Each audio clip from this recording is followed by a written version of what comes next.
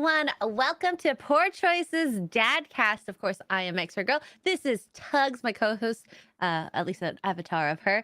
And we have a very lovely, huge guest. Huge. Thank you. I The hugest of huge. Guest Nickweiser. Thank you so much for joining us. By the way, thank you. Thank you for having me. It's awesome to be here. I've listened to the show a bit. I've lurked plenty, and yeah, I'm happy to be on here. And it was good hanging with you in Milwaukee last week, eating cheese curds and all. It was good times. I didn't send me any cheese. I'm so upset. I broke out. I have like one pimple here on my neck, and it is so painful. Is that from the cheese or the weather? Both, maybe. I'd say both. Midwest weather. I mean, you should know. You've experienced the cold. The cold is fine. It's not a huge deal. I ate like 4 helpings. Helped eat 4 helpings of cheese curds within 24 hours. Helped. Because I didn't eat them all. I just ate some of them. They're damn good. They were damn good, by the way. Good. That restaurant we went to. Yeah. I don't know what it was called, but they were Camino's in Milwaukee. Camino's? I remember that because I want to go back. So I'm like, I wrote it down. Definitely go back. And for those that are girls and want a girly drink, they have a very nice lavender drink. I forgot what it was called, but perfect. Bless you, by the way. Jeez, I'm so sorry. Oh, it's all good. Allergic to cheese curd talk, apparently, which is ironic because I love cheese curds. Like, geez, always. Thank you, chat. Thank you. Cheese curds and poutine all day. Let's go. Oh, hell freaking yes. The food of my people. Poutine, because we're Canadian. Anyways, so I got to meet Nick, of course, last week at the Wisconsin meetup. And to be honest, I don't think I would have had you on my radar of dads. You know, I'm like literally. You said that like a Wisconsin. So creepy. I'd be like, "Are you a dad? Are you a dad?" Yeah, I've been a dad for about I'd say about almost a decade. Oh my God. X-ray girls just asking random people on the street. I'm sorry, do you have children? I'm very nosy. Oh, it's okay. I remember I used to have. You like YouTube? I used to have my children in a daycare, which was one of the rare diamonds in the rough. Was a good one for temporary time. And I remember picking them up from one, and one of the kids like, "You're Arya's dad? You don't look like a dad." I thought that was. Wait, did you have this current look on, or was okay? Yeah. That's a big compliment. You don't look like a dad. I had my my jean jacket too, and I had my suicidal tendencies, the flip hat that I wear, like, the whole super duper metalhead look, basically, with the the black jeans and all that. Yeah. Okay, so you have how many kids? Two girls. 10 and 8. Oh my God. Oh, do they look like you? Say that? Do they look like you, son? The mustache, of course. One definitely looks like me, and then she's got some features of me, but the small one, she definitely is just like, oh yeah, that is the mini me, and then some. Ah, I love that. I love That's it. some of my mannerisms. You're such a jolly person, so I can't imagine you other than that. But I'm sure everybody has their alter being that they only let out into certain moments. What's this? Sizzle Chest says, I like a nice weepy brie on a crostini with caramelized onion and a burgundy wine. That sounds amazing. That's not the one I meant to click on. I meant to click on this one. But that sounds delicious. I think really subconsciously I was like, cheese. Okay. Well, cheese is amazing. I love cheese. Yeah, I mean, it helps that I have a Greek girlfriend, so like cheese is like a requirement. Otherwise, it's like every Greek party, it's the rule. If you don't have it, you're Greeks, Italians, and Mexican families. Those are like the top 3. If you're not eating or not having anything without cheese or bread, they look at you like you're a criminal. Yes. And rightfully so, to be fair. So you have a Greek girl. Is it Gyro or Giro or Hero? Gyros. Yeah. I say gyro. And don't say gyro in front of her. I hear all. I've always pronounced it Euros. Oh, I used to all the time. I came from Chicago, and that was just how we would say it. Yeah, that's how we would say it in Chicago. Yeah. Euros. There you go. It was close, I guess. It's all good. I love those too, by the way. I could eat those all bloody day. Oh, chicken. Tzatziki. Now I'm hungry. I blame you. Oh, hey, straight up, I am too. There's a great gyro place in Chicago called Nick's Gyros, and they've sold millions of gyros. Next time I drive through there, well, one, I have to have someone with me because I don't want to die. When I stop by for food, and two, I'm gonna get one of those. A gyro or gyro? You're gonna get a gyro? A gyro, yes. I had somebody I used to work with called that. I'm like, I don't speak Greek, but I know that's not correct. I know for sure that one is not right. The gyro, maybe. Heroes, possibly, but no. Gyro. But so let's dive in deep into the dadhood that that you've had so far. So we know the girlfriend, she's not mom, right? She's not. I would before Nick was a dad. Nick was, let's just say Nick was a man who made a lot of bad decisions. Poor choices. Yeah, I know, right? Right. I made some poor choices. Trust me. I was a typical guy, who went to 3 to 4 metal shows a night. Eight a night. Oh, I'm not joking. I prior to being a dad, I've been to probably around 500 shows. So if I wasn't going to a show, I was going to a convention. If I wasn't at a convention, I was at a local pizzeria. I was basically like I lived so I can spend my money on the things I love. And then I was with the mother, and well, that relationship didn't last. But I had the children, and she's definitely been MIA out of the picture. That's a novel for another day. But I was very single for a long time. It was just me and the girls for almost half a decade. And then along came Stella into my life. Stella! And we were together for about a year and a half till I asked her, if we can move in together. And we've been now living together 2.5 years. We're going to renew our lease for 3rd year. Then we're talking about the house, and I am definitely thinking about the grand prize as well. I'm sure you can figure out what the grand prize is. I am definitely. I'm aiming high. Yeah, I love that. And she loves my children, and they love her. That's basically. Thank God. That's basically like their mother. Like every time she comes home, I swear I think they're gonna tackle her in excitement. So the kids never met mom when they were more conscious, I guess. They did. It was a very rocky saying. Luckily, they don't remember most of it because they're so little. And I was able to get out. It was not a good environment. Let's just put it that way. It was a very unsafe environment. And luckily I was in a position where I was able to actually be able to have, full-time, I guess, parenting control of them. And I loved it right off the bat. I love being able to have them around every day, and, have them be little fireballs of energy moving around. And it works out for me. I guess I was built for it in that I could get up early, be the first one up in the household, and be the last one up. So those concerts, you're used to that energy.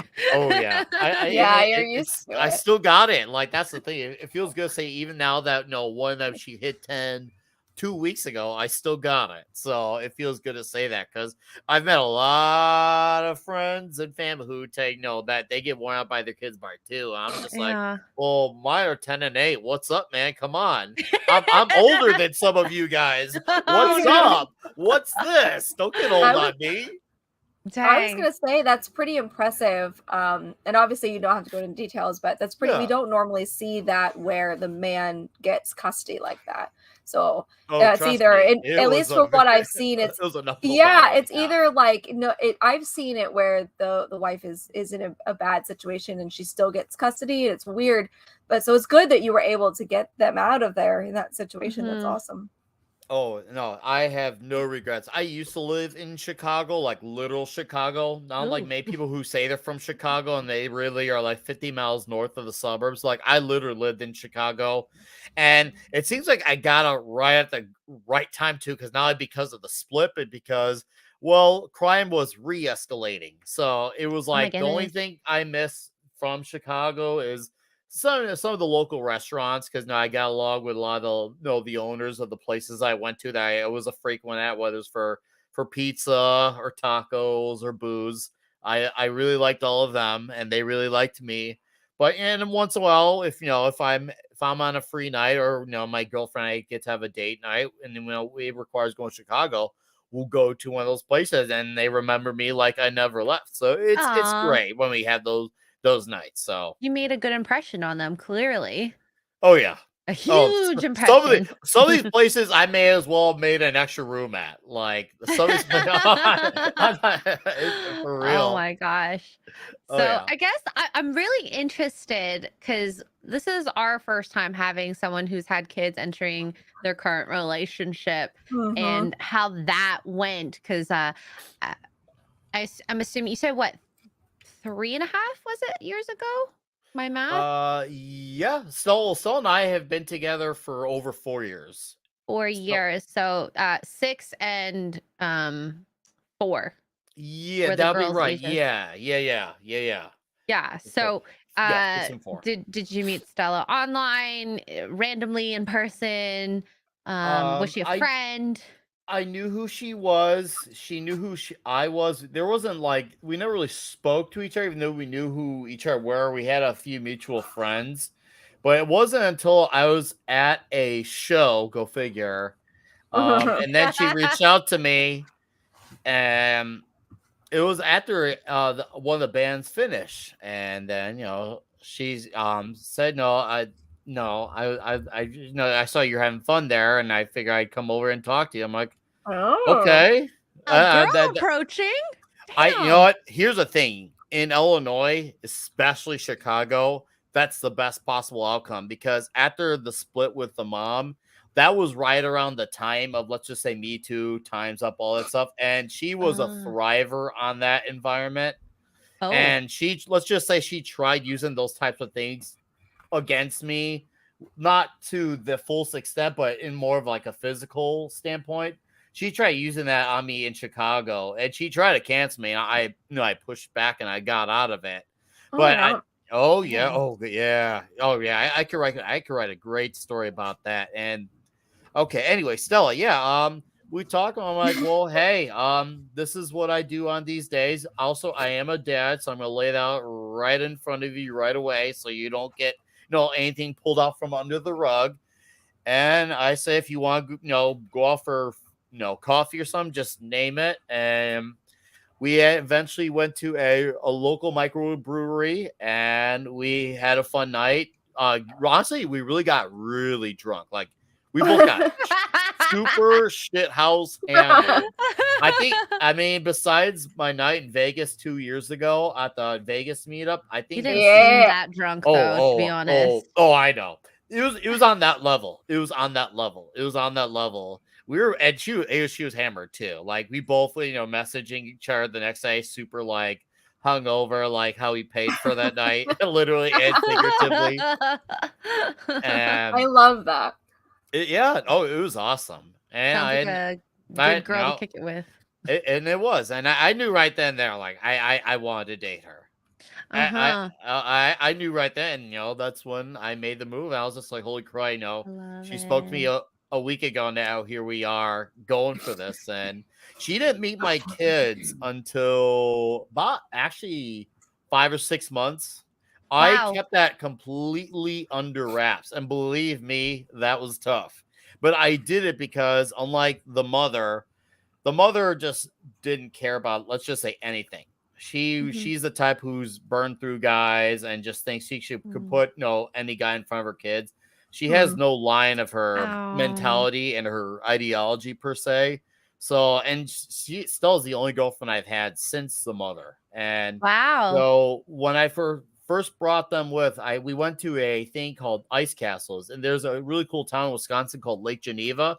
and we went to ice castles together, and that was our first trip. And now I'm like, hey, this is a big thing for you because they're not gonna pursue you. She's like, well, if they like me, I'm like, oh, it'll be fine. And yeah, they liked her, and then they found out like she liked tacos, and they both love tacos too. And yeah. Yeah. It's always the little things when you're a kid. Like, especially when you're bringing someone new. It's like things make you so happy. Like markers make you happy. And they spend Sunday together all the time because that's what they call their girls' day together. Sometimes they'll do crafts, or they'll watch dog and cat videos. They'll watch a bunch of corgi videos. I love that. I love that. So I guess the thing that like stuck out with me as soon as you started dating with her, or not starting, you met her, you were so upfront with, I have kids. And I think that a lot of people are not honest like that. Oh yeah, guys included too. I know guys who've done that. Whether it's kids or some really wild thing that they have going on in their life, maybe it's like a big career or something that seems like a I don't want to say shady, but a very sketchy type of job, some that they should know about.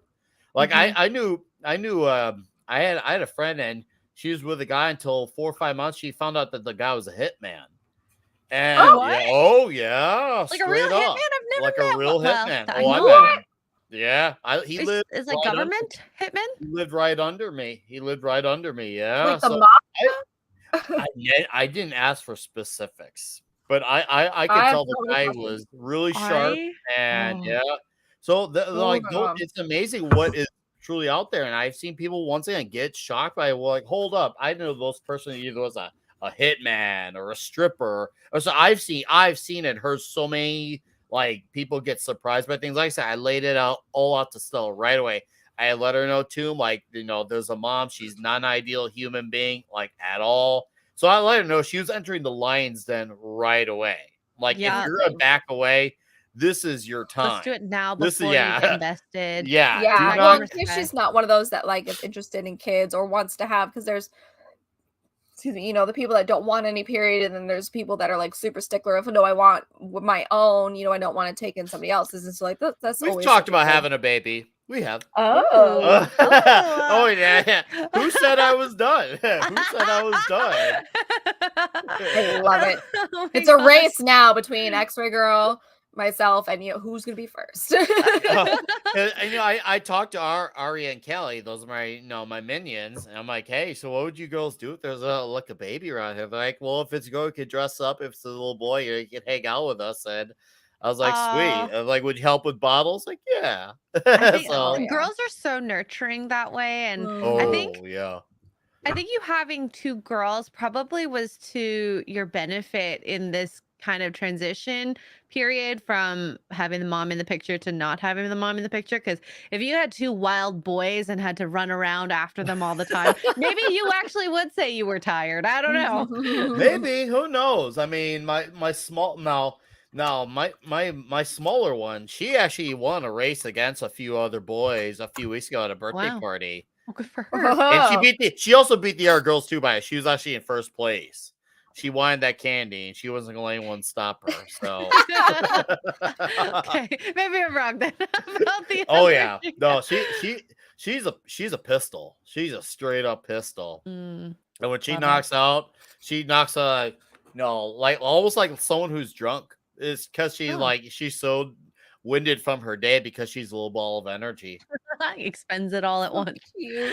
Oh my gosh. So I still want to get into more of the dating period. Yeah, go ahead. What things did you kind of ask or vet with your girlfriend on, like, okay, now I'm ready for you to meet my kids because I know this XYZ? Like what questions, what qualities in her personality were you kind of looking for? I was just looking, honestly, who could survive me? That I think that's a big one. Who could survive me? Because even if you take out my girls out of the equation, which obviously that is a mission and a half. I'm a lot. I am a lot. I'm a whole other ball of energy. I have a million things going on every single day. I wake up from when I start at, I don't know, 5 or 6 a.m. till when I pass out at midnight or 1. So I have anywhere between 18 and 21 hour days every day. So my sleep schedule's super limited. You gotta see. I gotta see if you can survive me. That's the thing. Now, as far as a girl, I don't really, expect too much. I mean, obviously, I don't want like a drug addict. I was never into that, and especially being around the Chicago scene. And trust me when I say I have seen so much filth be passed around, and especially like I made a point, even within like the metal crowd, I made a point to not date any girl in that crowd. I made a point. It wasn't like that just in that crowd. You name any type of clique, they all dated within their circles. And to me, that just like that felt very uneasy. I remember even telling even some of my friends, whether it was I knew in like either the geek clubs or in the music crowds, they would both tell me simultaneously, yeah, I don't know if I want to date a girl within my scene. It feels really weird, especially when I know they've been with all these guys. And I'm like, yeah, it's that to me feels very uneasy. Like that doesn't feel too right. close to home. Right. Yeah. And it's funny. Most of these guys, like, they're like, wow, like Nick and still happen. I like I said, I knew who she was, but we didn't have she wasn't really involved with that crowd in Chicago. She was from a suburban town, way north of Chicago, which helps because I was as Chicago as it got. And she definitely is a lot more nicer and a lot more calmer. And she's definitely the calmness to balance out my insanity. So as far as what I'm looking for, I just want a girl who's gonna work with me and also be understanding and be ready to adjust when situations come up, because that happens a lot. And she's been very adjustable. It wasn't adjustment for her, also for her family, which obviously her family is the prime Greek. Very, very, very prime Greek. Typical. And there's definitely some meet the parents like situations. I was gonna say like my big fat wedding or is that very typical Greek family? Here's the thing. She had 2 older brothers, and they're kind of the guys who lived with their parents until they got married. And here comes this one guy who kind of broke, which is fine. I never knocked on anyone for doing that. I get it. There's valid reasons for it. I just see it as I kind of done things my own way, and this applies to almost every aspect of my life. And that's why I knew, even if it was a risk just to get her to move in with me, even though we were not married. But I said, no, I'm not going to ask you to oh, I lost my train of thought. I just want you to move in. We want to do a house. I feel like if anything, this is good training grounds. And if this works, we can go to those next steps. I'm like, and now that we've been living together for almost 3 years, and we're definitely going to sign on for another year. We love our town, by the way, that we live in. I enjoy being with her too. I really do enjoy being with her, even on crazier days. Like, it's still great, and we love the town that we live in. If it wasn't for the town that we live in, I would have gotten the hell out of Illinois. I would never. That's how much we love the town that we're in, and it's really a good life for us. And she's a big horror movie fanatic. I'm the big. Oh yeah, she's huge on it. Huge on it. Me. I like all the movies that promote all super 80s action heroes, super toxic male guys, Kurt Russell, Stallone, Charles Bronson.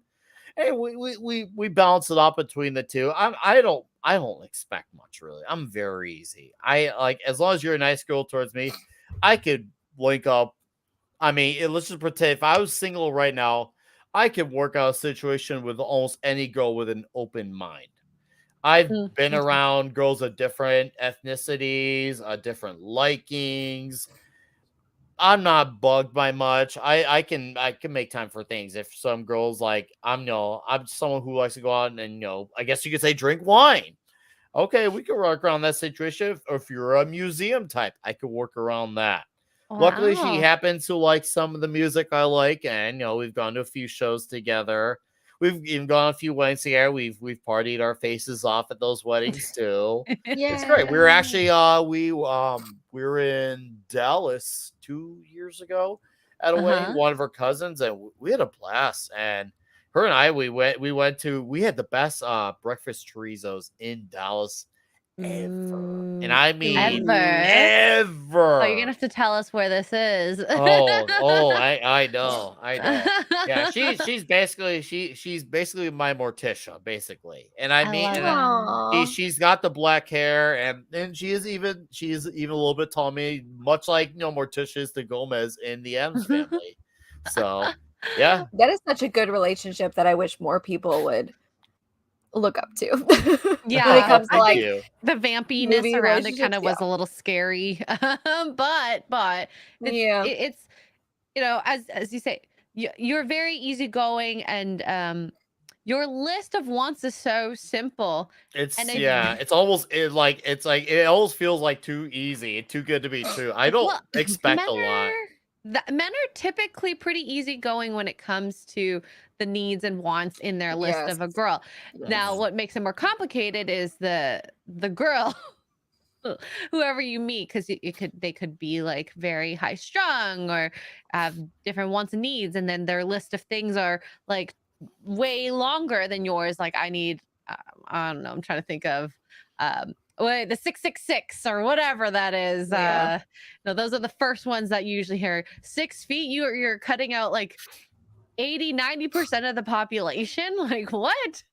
Oh yeah, and I've seen tons of those ladies in the Chicago area, and I kind of just laugh. I never really had many girlfriends in my life. I was always the dude's dude. If some dude's like, hey, I want to go out and do this, I'm like, okay, I'll be right there with you to do that. I was always the dude's. I even had, when I was in high school, like I remember I had this friend of mine named Ryan. His dad thought I was gay because he's like, he never talks about girls. He never brings a girl around here.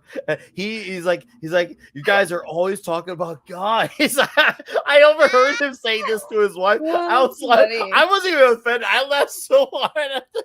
This is hilarious. He's like, he's always talking about bands. He's always talking about like, Charles Bronson or Sylvester Stallone. He's always talking about dudes. The gaydar is very off. and like and that's the thing. Also, like, I would have like, if you ever seen the movie I Love You, Man? Yes. Paul Rudd. So you remember that scene at the very end where Paul Rudd's about to get married and he has that swarm like of different type of dudes? That's like, that would be, if I were to get married, that's what it would look like, just the randomest bunch of dudes.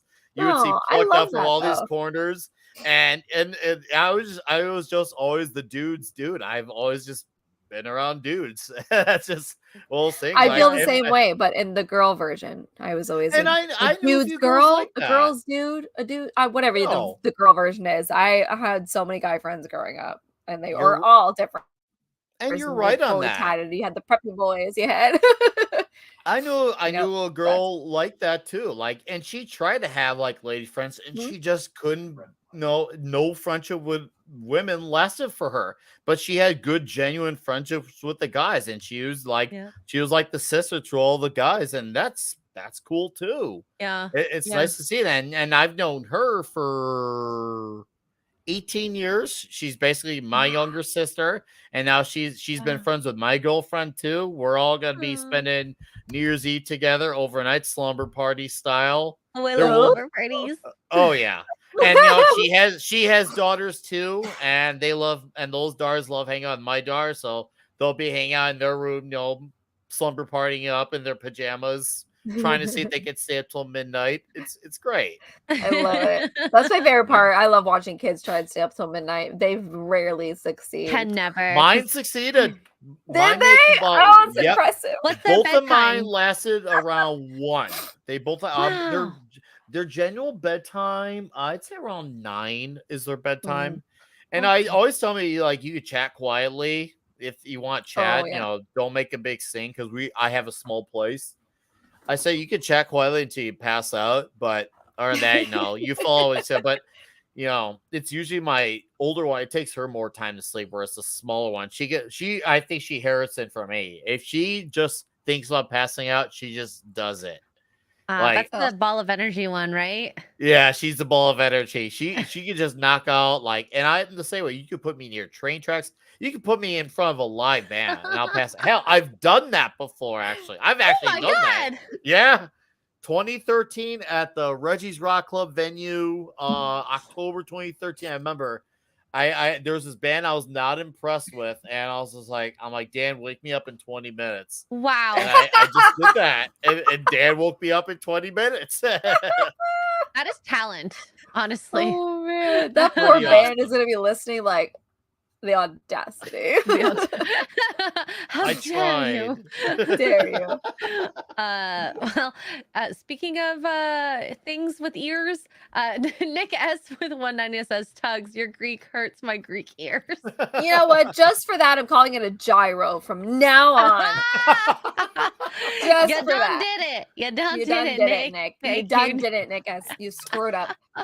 It was at that moment he knew. It's gyro from now on. All right. I guess so. After the girls met, they had a great time meeting, and of course, you take them on more family, I guess, oriented dates afterwards, which makes it easier because you don't have to get a babysitter. Oh, I mean, there's the rare times that they're gonna be around someone who's not me or my girlfriend. My friend Alex, who I've known for 18 years, who also has kids, they'll sometimes be around her. Once in a while, I have them around my parents. The reason why I don't have around my parents is because my parents were the types that were who try to be a little bit too influential, and it's just they need to realize at the end of the day that, hey, I'm the dad, I'm the man. This is my household, and they're raised under my supervision. So I am the law, like Judge Dredd says. I am the law. Honestly, I respect that because I think a lot of parents, they have this inherent want to parent. Oh yeah. And I mean, a couple suggestions here and there for me is not a huge deal. It's when they're like, "Oh my God, you need to do this. If you don't do this, your child will." Oh yeah. Die. Oh yeah. Well, maybe, I don't know. No, Tugs is not wrong. They do act like that figuratively and sometimes even literally in some cases. Yeah. And I've made clear, once again, I am the law. I'll welcome your suggestions once in a while, but don't approach me like the person who goes out of the way to tell you that they're vegan. No offense to vegans. It's one of those things where you don't have to find the vegan finds you. And that's how CrossFit's the same way. Okay, at least CrossFit's healthy, vegan, you don't have to ask a vegan or a CrossFitter what they do. They will tell you. Yeah, they find you. They go on the way to find you. Yeah, they find you. It's making me think of that Normal World skit. It was the wokeism. Oh, I need to see that. I know what you're talking about, though. I know what you're talking about. Where one of them actually was a vegan, I think. So yeah, they need to talk about it so that they can affirm their stance on the meat, I guess. Yeah. Oh gosh. So it seems like you guys have a good network of people around you for the kids. Stella, when you were going out on these dates, I guess, did you have a babysitter and a set time? Just where if anyone's dating out there with kids, how did you kind of go about that? Oh God, I would have to have the kids go to sleep or at the time, just so I can bring Stella in, and we would have to no, because I didn't want them to meet her. I didn't want to have no trace, and I had to set up the ultimate distractions. I'd have to have the TV on extra loud, just and also she's very soft spoken too. So I had to plan around them not even knowing she existed, and I would also make sure I would go check the room every 15 minutes estimate to see if they're actually down for the count before we can because once I really wanted to actually mean something and not have them just see her right away and think that their dad is just some guy who brings girls around just like that. And even before I met Stella, I didn't do that type of stuff at all. I was very dad centric. So I didn't bring different girls around. The only girl that they knew between the mother and Stella was my friend Alex, and that's because I've known her for 18 years now, and they still see her now. Once again, we'll be seeing her again on New Year's Eve. So that's it. That's the only girl that I see, and that's just someone who's basically family for me. So I never did that to them, not once. Whereas their mom was a bit of a different story. So they've had the examples, up until the last year of saying what two different lifestyles are like. One has no steadiness of relationships, no steadiness of a job, no steadiness of even a place of living, versus the dad who's had one girlfriend. I've had the same job for almost 10 years, the same place of living for several years. So they're getting a good example of what steady living is versus someone who doesn't have it together. So honestly, congrats on doing that, because I think kids need consistency. Oh, they do need consistency. Guidance. They really, really do. And kids are very, very impressionable. And even if they don't talk about it, they see things and they absorb everything. Oh, do they ever? And they will question those things. And even if it takes months, I'll say something about weeks to months later.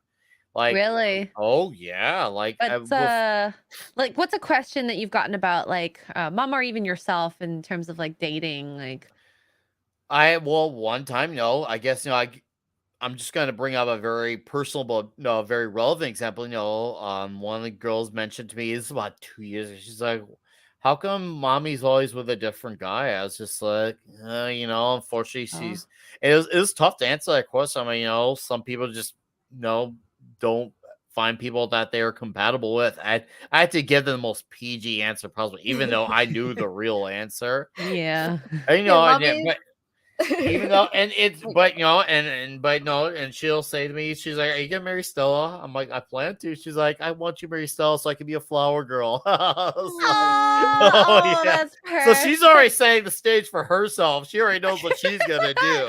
Her role in the wedding. Love it. Yeah. Like I said, I got very lucky because even when you bring in, I guess we could say, like, a step parent, that could be tough. That could be very tough. And I think they were at such a kind of a good impressionable age where they're not gonna not hate, but be like, no, I don't want a new mom type, because you hear that a lot from like step parents when they meet the person that they're dating. And I think on top of that, having their biological mom not be the best example of a parent is likely helpful too. Everyone dreams of having mom and dad together in a family, but if that's not possible, I feel like they'd be more open to it. And Stella has been very compatible with that. Like, it's great. Like, it's funny because anytime, like, when Stella comes out, because she's a phemonomist, she works at hospitals. Very serious work, by the way. Very serious. Oh yeah. As soon as, like, as soon as she comes home, like, you'll hear her and I kiss, and they'll like, ooh, smoochy. they go gaga about it. or they'll try like squeeze us together, like, come on, smoochy kiss. Oh yeah. We never change. Girls never change. We're like, no, we love the love. I'm sure if Tugs and I saw you two giving a smooch, we'd be just like that. Oh yeah, and they both do that too. They both make the sound effects, the enthusiasm, and everything. Yeah, they're settling in with Stella. They're ready for us to make the moves. Dad's just trying to make sure he has some responsibilities set aside to say, okay, I want to make sure I'm financially right for this. I don't want to just jump in this just to have the title, because I've seen people get married just to have the title or the benefits of it per se, and And then I've seen it sometimes wreck them or stress them the hell out. And it's just like, I don't want to fall into one of those traps. I really don't want to do that. So I'll make sure we're in a financially better position to do that. It's very important to me. I want to make sure like her and I just have a better way of living. And we want to make sure we have a really together schedule in our ways of life before we do these things. And I told like, yeah, I'm thinking about these things. And also I want to make sure I have a good down payment before I do it. So hopefully she's not listening right now. Oh, hopefully you're not here. But you just you're so responsible based on like, you know, stuff I've heard from the internet and especially in this stream. You got a very wise head on your shoulders, and I don't know if you can attribute it to like maybe the experiences you've had before, or maybe your parents. I have no idea, but more people need to be like Nick. A lot of trial and error, and trust me, there was a lot of errors before the trials were really successful. That's really what it was, because I don't know what it was like when kids were like, oh, I had all these good examples, and I don't want to say I had bad examples, but I feel like I have much to go off of. So there's a lot of, okay, I am my own guinea pig. I gotta figure this out, and that's not just including being a dad. That was getting a job, doing the car.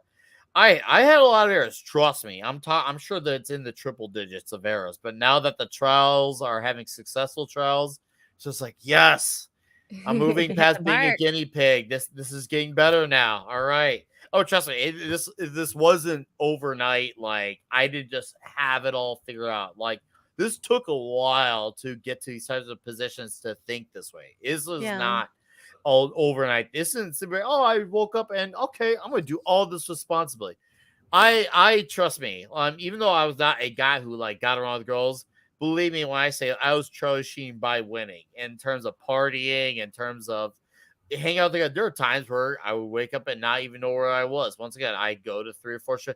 I blew money irresponsibly. I would be in taxis, like just take me home. Taxi driver back, where's home? I don't know, but bring me home. Like, oh yeah, no. I've lost phones halfway across the country. Trust me when I say the errors were actual errors. Like I've done all the errors. Did you end up in jail ever? I've actually somehow not ended up in jail. I have talked cops. I've getting out tickets before. Okay, I once got. I went about 85, which is considered 30 above what's going on in Illinois. And I talked to a cop out of it. I can't believe I did that. Like still to this day.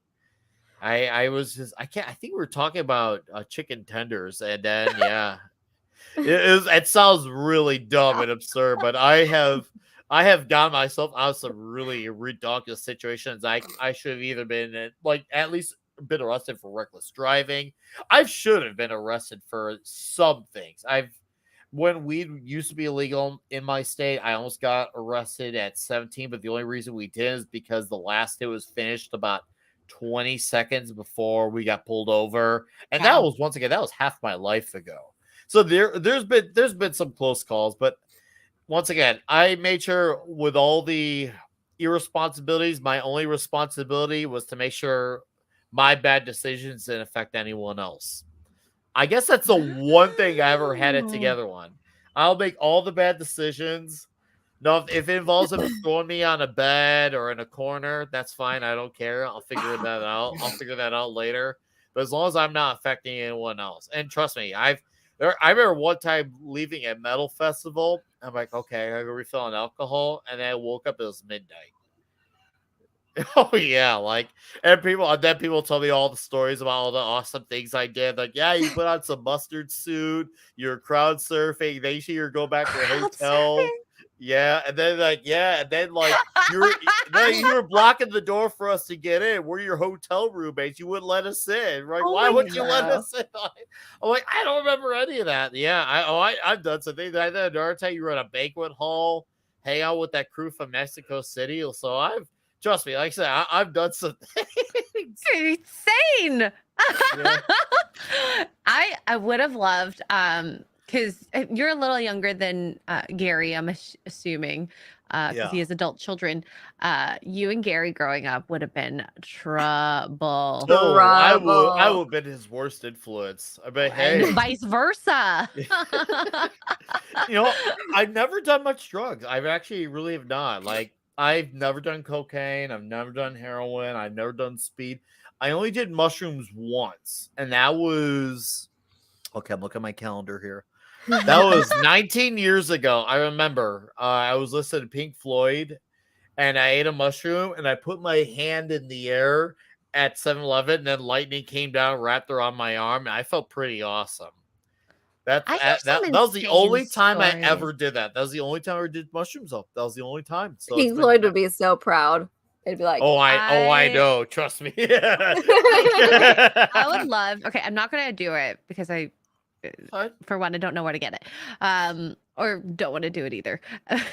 I would love to do the drugs and watch the Pink Floyd Alice in Wonderland. Oh, what's it called again? Have you seen The I know Wall? what you're talking about. You should see The Wall. I'm not sure about The Wall, but you're supposed to listen to the album while watching Alice. The album The Wall. Is it the Wall? The album. I don't remember, but you have listened to the album while watching Alice in Wonderland, and it's like, I know what you're talking about now. There's two different. There's a few things you could do. Actually, there's like 3 different things you could do. The Alice in Wonderland. There's the Wall, and then there's listening to the. Nobody send her drugs, please. Jesus. No, please don't. Yeah, do not. Wine, sure. I will drink all the wine. Its own kind of drug. You have to be careful with mushrooms. I'll drink all the whiskey confirmed. So yeah, please. I had a friend. You have to be careful with mushrooms too, because I've had friends just like hallucinate things, and I've had friends go into cardiac arrest, and then there was the time a friend of mine did shrooms, and we came home. We didn't realize, and we came home, and he was running around naked in his backyard, like screaming in absolute terror because he thought Pac-Man was trying to eat him. Oh, I believe it. I mean, his heart was. We thought he was gonna have a heart attack. Like, that's how bad. Like, that's how in fear he was, because it was real to him, and we're watching him just run around in circles. Like, boy, are you okay? And he was not okay. So you just never know. Be careful, please. Please be careful. It's funny now. It was not funny at the time. It's funny now. And that's a lot. There's been a lot of those. I've done a lot of things that were not funny at the time, but looking back about, okay, maybe that was funny. How did I live through that? Oh. Yeah. Why am I alive? Yay! I don't think I've ever been that high. I must have been, because having children, becoming a dad definitely really tempered me down as far as the crazy partying goes. Like, yeah, I'll get a little crazy when they're not around. I would even put alcohol visible in the kitchen during the day. Oh wow! Me and Stella have our own like mini fridge in our room, separate from all that. Like, we don't present that stuff. Like, we really don't. Like, it's great. I love that. So that you're not yeah, well, see, I think having a healthy amount of, what do you call it, showing that you can do this responsibly is good. Yeah. They know that it exists. They do. Yes. They know it's there, but I think I've only had alcohol in front of them, I think like twice. One in the last year, I think during a New Year's Eve party last year. Mm-hmm. But it's very rare. And I even told Stella, like, hey, if you want to have a beer, it's fine. Because I know, one, she can hold it. Two, she's really good at decorating the place for every holiday ever. Trust me when I say you name it. Oh, our place right now is covered in Christmas, and we haven't even hit Thanksgiving. You can't tell it back here. I'm gonna have to put like Christmas lights. Oh, you can't tell it over here, because I'll have to send you both photos, because seriously, like, right over down here, the trees there is already loaded with all the ornaments. Our yard over there has got all the lights on. All they ever say that they love when we do our place up. Like, you go into our kitchen, you got the gingerbread men and the elves all over the cabinet doors. You got big old reindeer thing on the bathroom door. You trust me, we're Christmas out right now. Even though this is all deceptive what you see around me. But yeah, and she does it for every holiday up to and including Groundhog Day. Oh, do you have just like groundhogs everywhere? For that? You can tell it's still she knows. where she goes for her resources for having like the Groundhog Day flag. I'm sure that's one of them. Hobby Lobby, I'm telling you, has any. If you're looking for any holiday, they pretty much have it. It's wild. It's usually really cheap. So kudos. We have one in our area. We have one about 20 minutes from us, and it's pretty good. But she's also good at the websites too. She knows them all. She knows how to find everything. Like I said, she does it for every holiday. Like she goes all edge, and then the kids love it because they know when they come home and the next holiday is about to start, they're ready to come home and see like what their windows are going to look like when they have their lights at night. Like there's a big snowman on their windows right now that lights up at night, and oh yeah. So does she do that? I'm gonna do surprise Duke, but I'm gonna do these cabinets back here. Yeah, I'm gonna do ribbons like presents on them. Oh, she does stuff like that. She definitely has some similarities.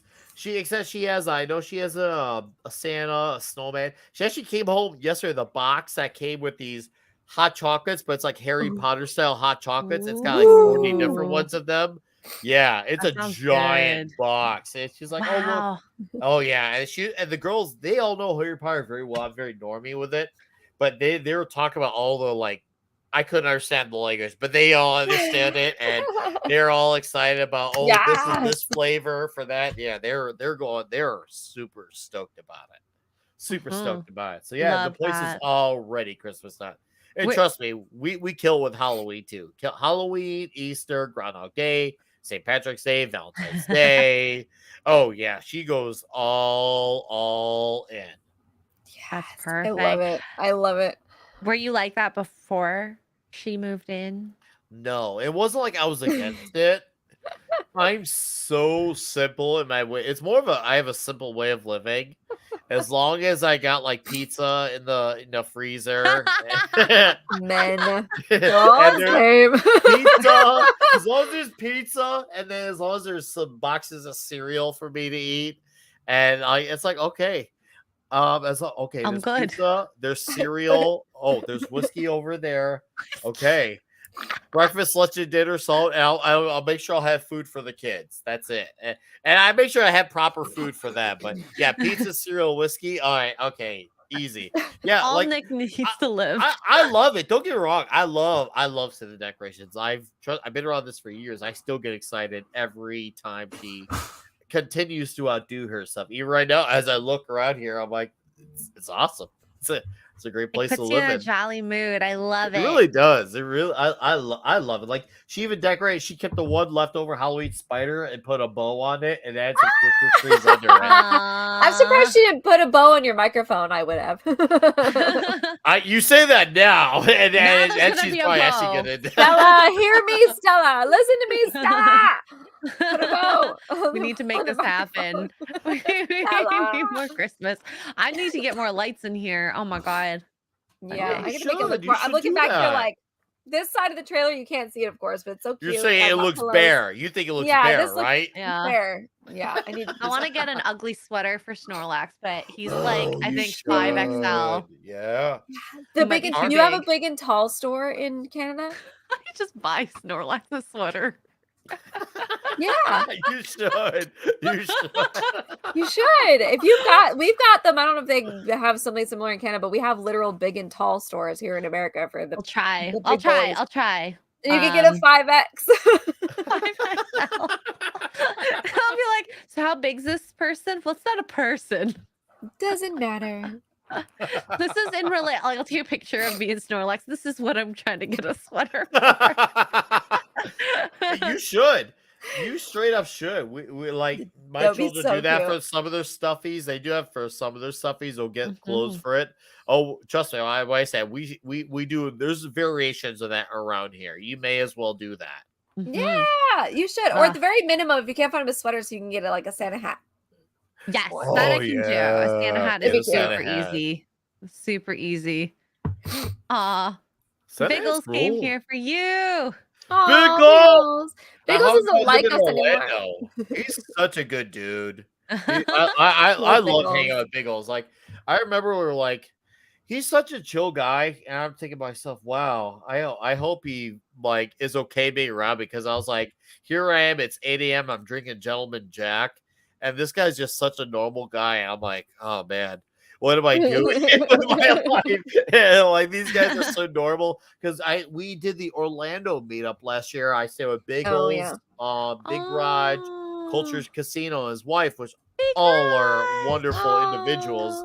I love. I just think of myself like, how are they gonna survive me? I like they gave me a room. Culture doesn't sleep either, though. So. Oh, he does. Oh, he does. Does he? He was like, I'm did you usually hear up him? till like See super him late. sleep? His wife could stay up because her and I, I got to really know his wife really well. We had a great conversation, and she showed me photos of Culture in the 80s, which is the best, by the way. Did he have his hair still? Oh no, he didn't. He had short hair, flat top. He had a straight stash. It was amazing. Oh yeah. Oh, trust me. I was listening every word the boss said. It was glorious. I love it. I almost became sober when I saw these photos of Culture. I was like, "You're gonna make me straight edge." When I see after I see these photos, it was pretty awesome. But they're on awesome people hung on there. It's just thinking, are they going to be okay having me in this building? Because like I'm going to be the reason why everything goes wrong. Because I sing in the shower, I drink at Gentleman Jack at 8 a.m. I put on Anthrax in my room at 7 a.m. Is this gonna be? Are they gonna survive? Like I am. I'm the guy. Like I'll put on Anthrax and I'll have it at volume 11D1, and it's 7 a.m. And Anthrax is a band. He's not talking about the drug. Okay. X-Ray Girl's like, you said like deodorant? I'm so confused. I don't understand what this Anthrax reference is. Sorry. No, it's okay. It's okay. It's no, honestly, because one time I had a friend of mine who did an art project for one of the members. And he's like, "Hey, Nick, I got an email from this guy. He says he's in some band called Anthrax." And I straight up screamed in his face, like, "Dude, are you kidding me?" He's just like, "Whoa!" I was like, "Yeah, I'm like, you don't understand. You better take that right now and get paid from him now." And he's like, okay. I didn't expect you to scream in my face. I'm like, yeah, it happens. But no, once again, I'm the first one up in the morning, last one up in the evening, and the music is at 11 in the morning, and I just go. It's perfect. So it's gonna be weird if I'm like in a retirement home at 70. I'm doing this, and all the other seniors can't relate because I'm gonna be like the one who's doing all this. Getting up at 5 a.m. but being also the one who's up at 11 p.m. at night. Like, what if I like use my cane for battle? Like, have like a wheelchair contest. Who can go down like the hill the fastest? I'm gonna want to do all these awesome things because I'll be just some boomer. Maybe not a hill. You know, I'm gonna have some real problems. I'm gonna have some real problems. You might break your hip. Well, yeah. Who can break their hip the fastest? It'll be fine. Who can break their hip the fastest? That's how you figure that out. Lightsaber. That's fine. I'm okay with that, but maybe not down a hill in the wheelchair. You just hit that emergency brake, like it'll be fine. You don't see. I've been on wheelchairs. That's it. Imagine if I just hit the switch. Also, I just go flying off even faster. You would. I could hit a stop sign at that rate. On this episode of Jackass. I used to do some stunts like that when I was younger. I did when I was in high school.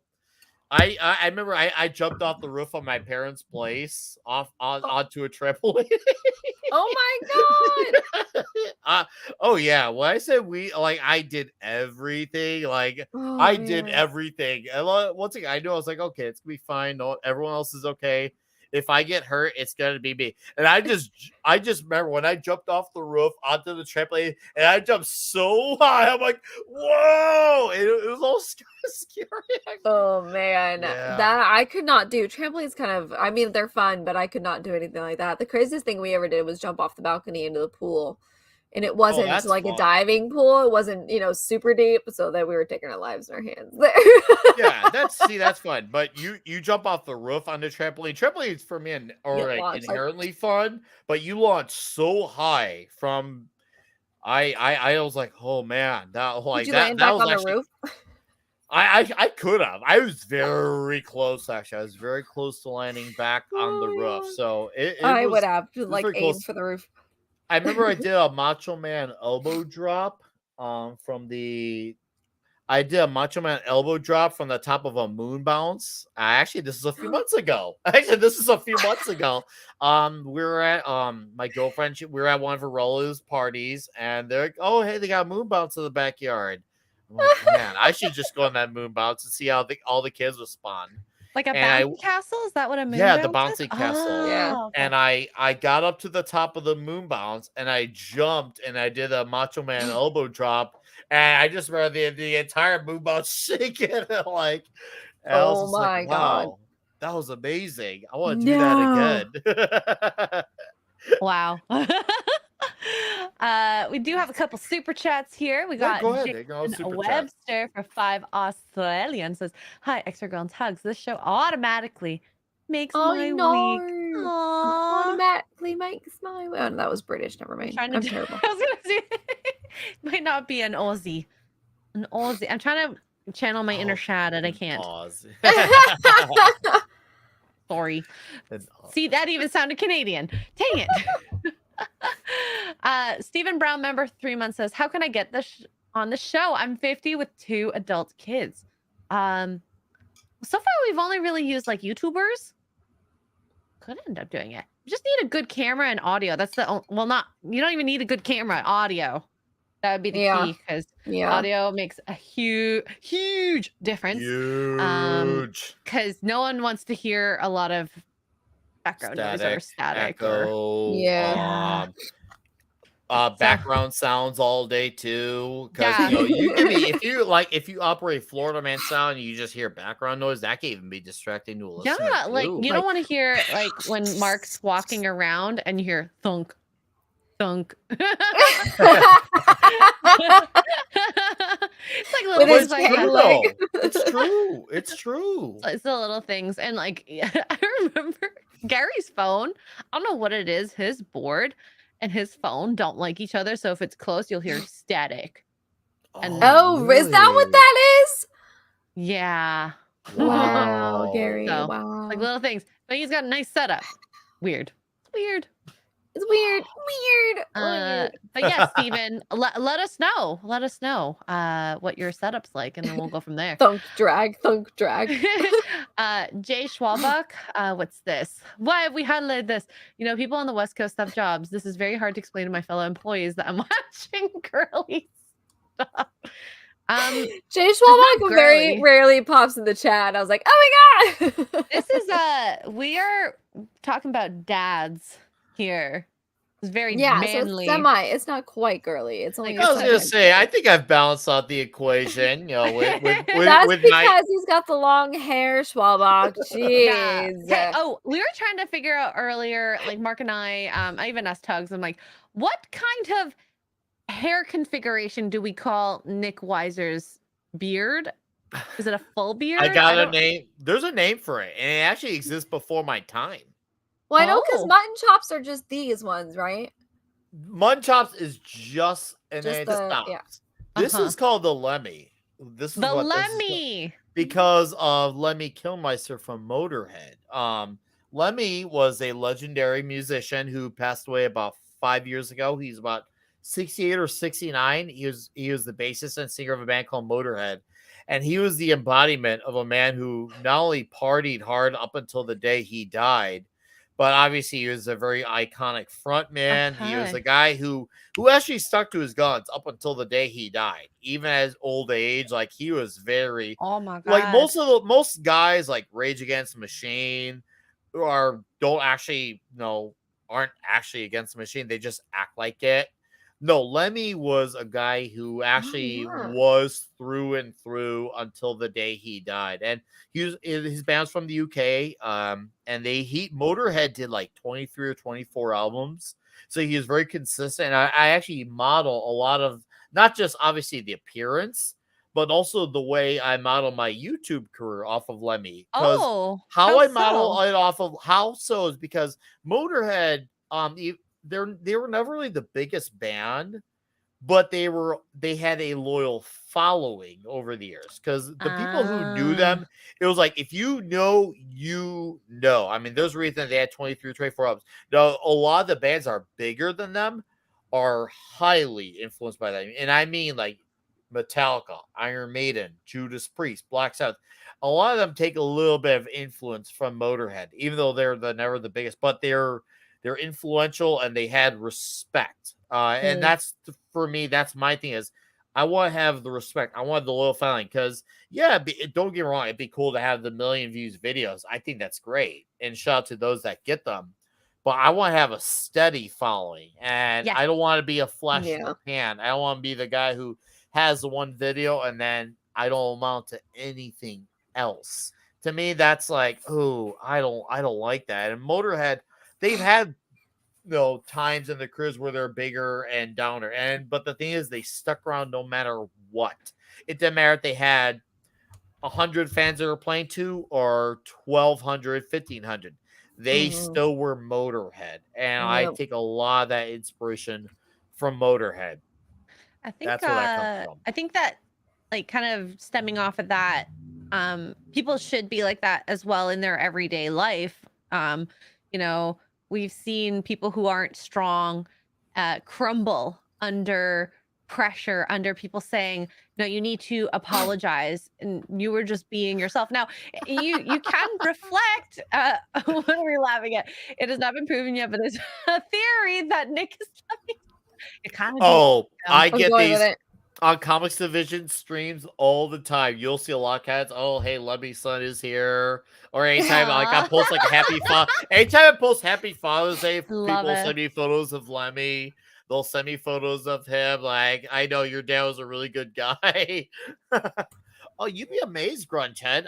And trust me when I say I can tell. I only know them in name. I've never listened to them. That's fair. And never heard of them. Even though I'm a big fan, it's not lost on me. And trust me, if there's one thing I've learned, everyone to some degree lives in a bubble. Even people, whether you're a geek, whether you're a gamer, no pun intended, or you're a normie, or you're a metalhead, or you're a foodie, everyone has a bubble to an extent. And because Motorhead's so big and metal, to them, they're one of the biggest bands ever. The thing is, outside of metal, they're really not that well known. It's kind of like almost like a comic book writer or a comic book artist. And trust me, you can ask most comic book writers and artists, and that's up to including the Frank Millers of the world.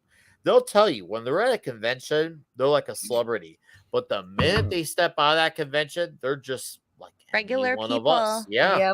And it's kind of like that with metal. Metal it's a very niche thing, much like Star Trek was a niche thing. Those who are in the know, but not everyone knows. If you know, you know, you know. Yes. You know. Exactly. And I mean, dang, the idea of that independence that you kind of were talking about earlier, that I feel like everyone should resonate with that and hopefully live like that, because there's too many spineless people out there.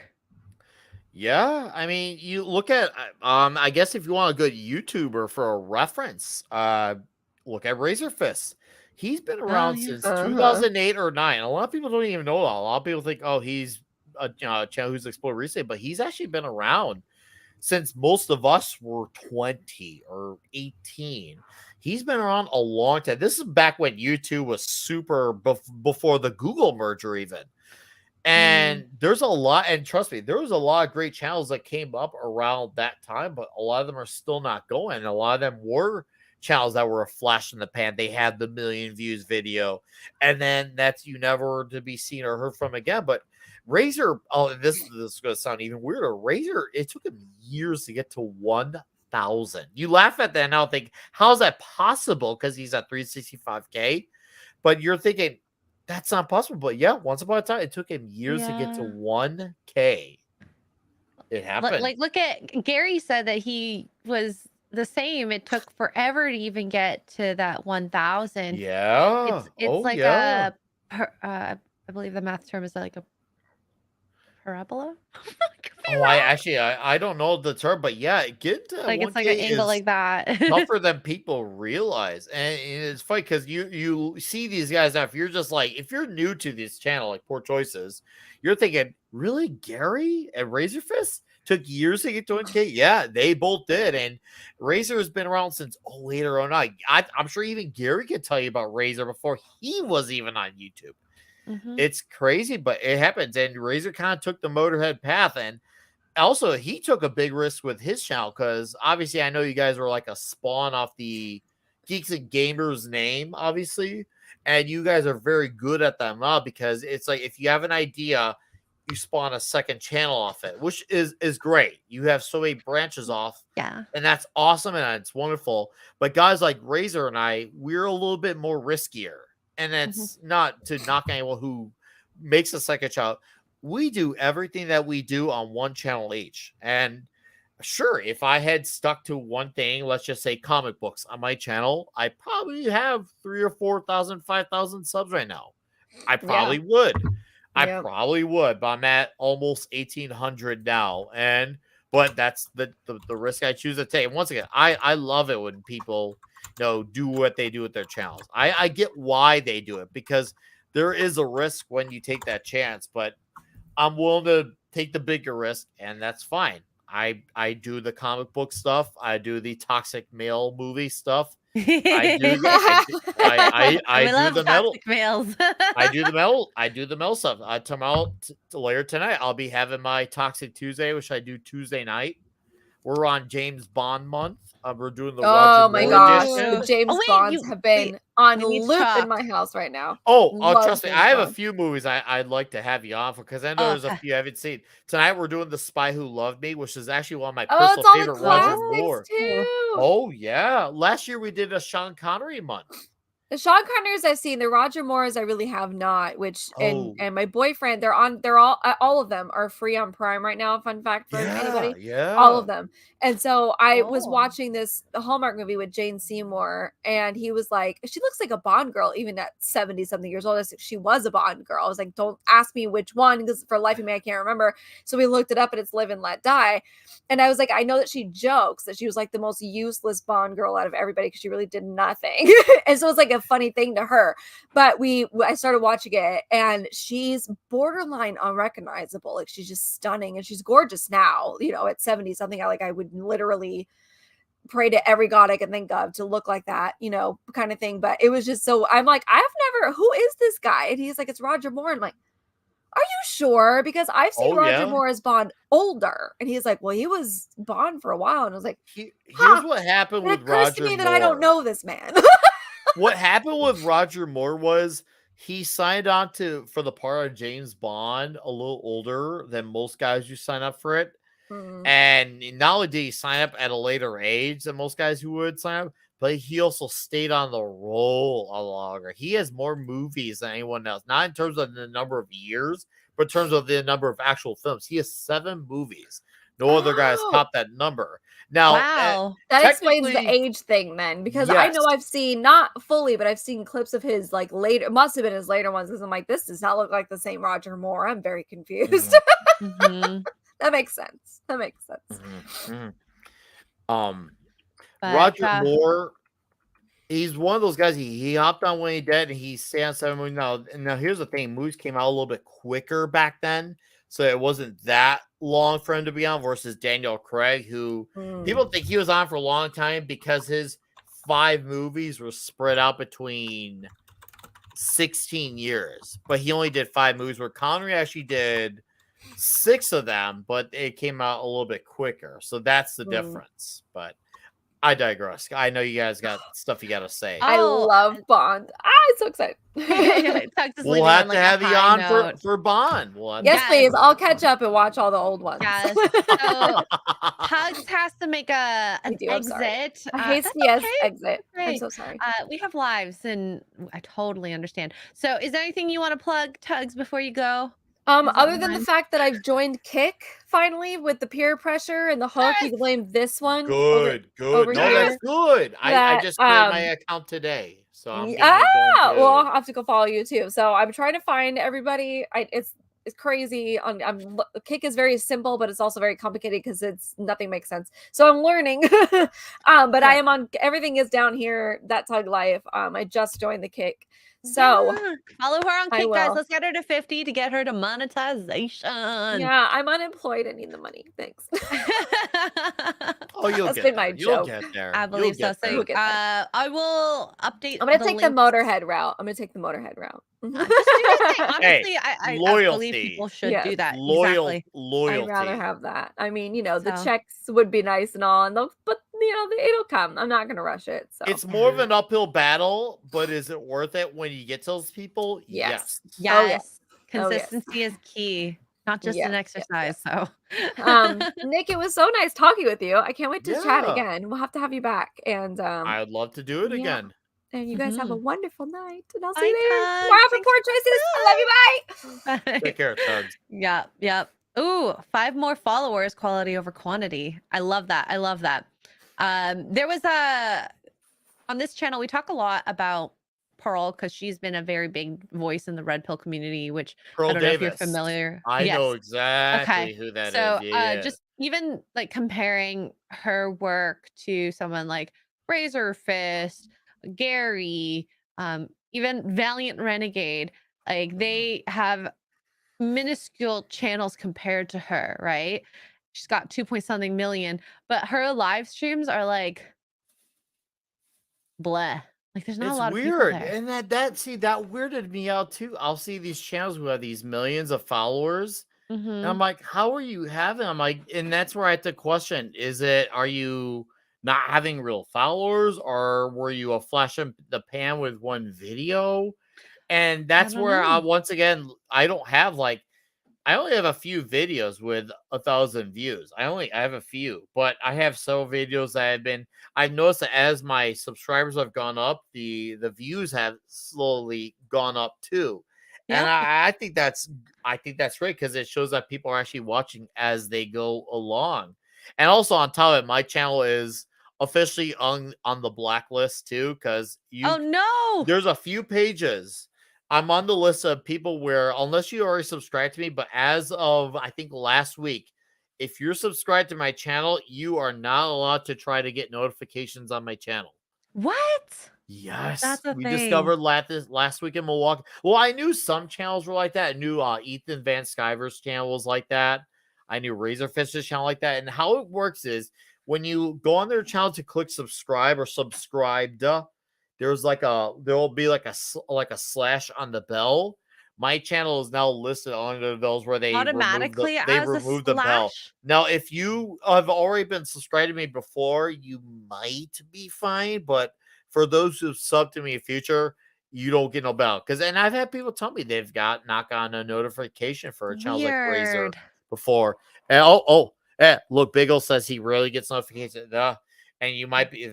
Boo. It happens, dude. I'm probably on the blacklist, and once again, and that's why I just keep going anyways, because along. my whole habit is to try also get people in the habit, because along with consistency, if you get people in an idea of a time to when you start, the time will matter more than the algorithm or the notification. Like TV. Yes, that's TV. What I'm trying to do. I'm trying to achieve TV time in 2023, because as much as I love advanced technology, because we could do a show like this because of it, and I'm grateful for it, but I feel like our over-reliance has been taken advantage of, and because it's been taken advantage of, people have forgotten just to simply just go to someone's page, just to look at, whether it's an Instagram, just to go to their account, type in their name and look at their account, see the photos that are there, or go to someone's YouTube channel and put that all in. You have to do that. And I do that anyways. I've been in the habit. Because I fell for the trap of notifications. I think I got out of about 2021. I got it. And there are some channels where I still do get notifications. Like I get all the notifications for Comics Division. I do get them all from Midnight's Edge. But channels like Razor, I never get them. And that's because it's set that way. Absolutely. It's set that way. For some reason, you talking about this made me think of a quote. I hope I don't butcher it. When motivation fails, discipline will keep you going, or something like that. Yeah, no, So I'd argue that's a good quote. that That's is a a really great good quote. quote. I mean, like it was used for like working out, but I mean, you could use it for like this sort of stuff too, like working with family, your channel, your like even watching this sort of stuff. It's like, I don't know what to do with myself. Oh, I usually watch this on Tuesday, so let's go watch this on Tuesday. Oh So, yeah. yeah. Oh, absolutely. No, Yeah. I love it, and it seems like it's worked because when we do Toxic Tuesday every Tuesday night, we obviously we're on the same time as Tuesday night's main event. And people are like, dude, what are you doing? You're putting yourself up against a show like that. You're gonna be dead on arrival. Our show does anywhere, and D-Bud and Davina can vouch because they're two frequent watchers on that show. We do anywhere between 40 and 70 people a night, That's pretty freaking and I'm on awesome. a channel that's under 2K. And we have obviously it helps. I have good panels like my buddy that's 70s rock fan, Mark D with a C. We have good guys, obviously that helps. But you got once again, if you get people in the habit, it works. Davina Duckworth, yeah, There you Toxic go. Tuesday. Love It's a Davina. good time. And X-Ray, we trust me, we'll have to get you. We'll have to get you on. I remember briefly mentioning Milwaukee. I want to get you on for when we do Rambo. I think we're gonna do it in about a month from because now. I haven't watched Rambo yet. You've never seen Rambo, and I'm like, I told my guys, like, guys, X-Ray has never seen Rambo. I know we're talking about doing it online, but now we have to speed that process up. I'm a rare specimen that has seen nothing. So, yeah. Oh my gosh, we got Raider for $50. Thank you so much, Raider. That is a 50. I think the next time I won't be able to do it now, but I will pump wine for you on the episode. But I'm also embarrassed. Have you ever seen one of these before? I have not. So apparently there's like a little hole out of this pin. So you like pop it into the cork, and then you're supposed to like pump it furiously. Open up. That sounds like the shake weight. Do you remember the shake weight? I never. The only one I've watched, like someone use it was a parody where at the end it like spits out bus fare. My girlfriend got me that as a funny gift. Oh yeah, it was funny.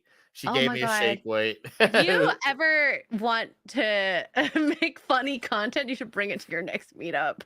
Oh, I brought on I should. When I brought on a Comics Division stream, I know the Legion of Memers made some good memes out of it.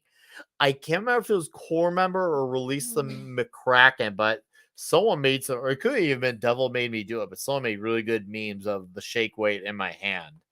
But yeah, oh yeah. It was funny. Yeah, it was good times. It was good times. Thank you, Raider. I might get a shake weight now because of this. They still have them on Amazon. Oh my god, how much are they? Let's just for fun. I don't know how much the shake weight is. Shake weight, like $100 maybe. She just let me know it's too much. She sells too much. Oh, it's whatever unavailable. She spent. Oh, it's unavailable. Oh, here. There's one here. Shake weight for men, $42. Hold on, they have a shake weight for men edition. Oh well, I wish I could show you, but it has my information on it. So yeah, no, it's all good. What's the picture pricing? Of the guy is pardon? What's the pricing listing for a shake weight for men? I didn't know it was a men and women. $42.99, but that's also in Canadian, so it's like $2. Shit. Yeah. Damn. Well, oh yeah, you got the Canadian price. Yeah, y'all. If you want me to use a shake weight on stream, I will do it if someone sends it to me. But I'll do it just for OnlyFans. I don't know, or a member stream. We'll see. That is so fucking funny.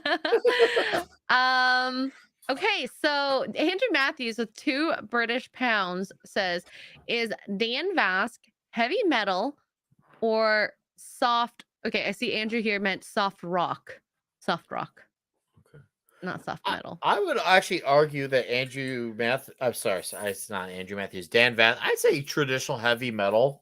He's traditional, he's except got for the mainstream songs are soft. he happens to tackle a lot of songs as far as what he sings, but as far as his style, his sound, yes, is very traditional heavy metal. He comes, and I actually know Dan. Shout out to Dan. I hope if you're listening out there, dude. What's up? Yes, but Dan, don't sub to him. Yeah, until he hits a million, and then sub to him. Dan, he's really into guys like the singer from Manowar. Manowar's a band that Dan like. Listen to Kings of Metal from Manowar. Yeah, good idea. Dan also used to be in another band too, actually, as well. Fearless is what their name was. Fearless. They were a band from Brazil. Fearless was the band. And they were good, actually. I actually really liked them. And I told him, he's like, "You know that band?" I'm like, "Yeah, I know that band." Oh, no. Listen to Fearless. Straight up. Oh, because I'm saying this, I'm doing this right now. Fearless Brazil metal. Wait, will they hit us? I don't think they will if it's No. I'm just giving you the name and the album just so people know that it exists. Because the fact that people don't even know is honestly, it's kind of tragic. It's kind of tragic. I want Razorfist and Dan to do a song, but I don't know if Razorfist sings or plays an instrument. I think he could sing. Razor that would be really cool. And before Razor was on YouTube, he used to be in a black metal band. I don't know how well you know the subgenre of black metal.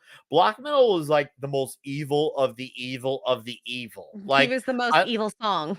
Oh, well, if a good idea, let's just say, as far as image goes, black metal bands, a lot of them wear makeup on their face. It's called corpse paint. It's where their faces are black and white. They usually have aliases.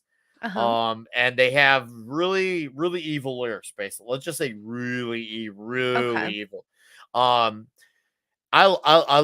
Razor Fist used to be a black metal band. I don't know if I don't think he's ideologically on that side of the lyrical premise, but as far as the music, I still think he enjoys it as far as just the sound of the music. The lyrics are very, let's just say, not for a lot of people on this side, but musically it may be, but black metal is as evil gets. Let's just put it that way. Now, however, they don't like the interesting thing is they hate far leftism. As evil as they are, they hate far leftism. I know, that's the twist of it all. Okay. Yeah.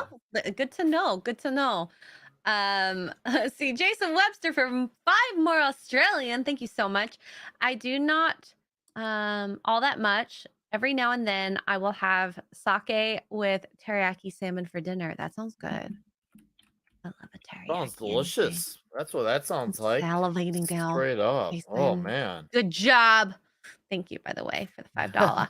$5. RC for $4.99 says, "Good show. Thank you so much. I feel like I've learned like so much about you, and I kind of like how you've dealt with like the kids, the mom, or stepmom, I should say, and I guess mom, keeping her. Oh yeah, she loves the girls. She loves them. They love her. What are some things you guys do, like kind of similar to, I guess, like drinking, not in front of them? I don't know, like for example, Christmas. Like some families do, like someone dresses up as Santa, or just like little traditions you have that might seem simple and easy that everyone should do or knows what to do, but they might not. I mean, we celebrate everything super traditionally, like whether it's the Christmas, the Easter, it's all very traditional. There's a lot of a lot of it is we go to her sides of the family. We really go to those areas. Once again, are they religious or? Oh yeah, she's Greek Orthodox. She comes from that side of things, and she's got a family in Israel. Not to go down that well, but just so people have some idea of context is all I'm getting. And I do like them. I want to at least show them, hey, look, I'm an all right guy. I know how the situation looks on the surface. I don't blame you, but trust me, I will prove my worth, and you'll eventually love me. You just don't know it yet. You just don't know you'll love me yet. Yeah, you just don't know it yet, and that's okay. No, as far as what Stella and I do, we celebrate the holiday seasons really traditionally, and that's fine. I do like we love celebrating for Christmas the way we do. We're gonna be hanging out with her family for Thanksgiving. Um, that's we celebrate really traditionally, and I want the kids to feel like, hey, we get to celebrate. We also try to see it through their eyes. Like everything is up very kid friendly with all the decorations, even the Halloween decorations. Like, yeah, she goes nuts with all the monsters, but all the monsters all have like big smiles on their faces. They're They still look like you happy, wanna, not yeah, they still scary. look like you still want to snuggle with Frankenstein. Like, oh yeah, she has everything very kid friendly, and like our room, she could definitely push the edge a little bit, and in our room together. But yeah, we celebrate everything very traditional. Basically, we love things the way they are. Even she likes James Bond movies the way they are. She doesn't want him to be any less of a toxic man per se. Hey, well, this is very good to know, especially in today's dating climate. Like hearing things where people, I say females, I suppose in this context, say, what's your view on if Barbie movie, do you want to see it? Do you not? And I feel like sure you can ask a guy if he wants to see a Barbie movie, but if he Mhm. doesn't want to see it, he doesn't want to see it. You have to respect that. You have been demanding, and I'm saying you as in like a generalized, Yeah, respect. You've been told you've been bossed around as like a housewife, man of the house type of business, and then when you finally get that kind of autonomy, you want a man to acquiesce to you now in say that. everything? Acquiesce, like to just say yes to everything, like to Oh your yeah, request? I've never been a yes man, and that was with every girlfriend ever. Like never. I was always upfront, and obviously that could definitely land me in a lot of hot water at times. Mhm. Especially with previous girlfriends. I remember one time I was out of high school. I dated a girl who was still in high school, and some guy was trying to get some of the girls at the party to do strip poker, and I made some comment about wanting to eat his ear off because I was thinking about Mike Tyson when I was making threats to him. And then she was like, "Man, Nick, now all the guys at school don't want to talk to me except Kevin." I'm like, okay, so what's the problem? She's like, "But all the guys want to talk." I'm like, oh, okay, but Kevin wants to talk to you, right? She's like, yeah. I'm like, okay. Well, that means Kevin's cool and likes you because you're his genuine friend. All the other guys were fair weather douchitarians who only want to be with you just so they can get some out of you. Hey, You she should wanted be the grateful. douchitarians though. That's the Yeah, problem. I know. And I was just like, you should be. And I liked Kevin. Dude, that's a funny. I was a fan of that guy, and Kevin liked me. Like that was a thing. Like it was one of those things. Like I liked Yeah. Kevin. Like I was like, go hang. If I had something I had to do with my job, I'd go hang out with Kevin. I was one encouraging her to go hang out with Kevin. Just do it. He's a good guy. Like Yeah. yeah, but no, she wanted the attention from the other guys. I was like, no, fuck them. Go hang out with Mhm. Kevin. He'll This say, is hey, let's go get a hot dog or some dumb stuff. Who this cares? is where that toxic masculinity actually exists, and you should have ignored it. I guess is this toxic femininity? Oh, I know. Well, and I've lived. I had a friend of mine who said to me 15 years ago. He said to me two things.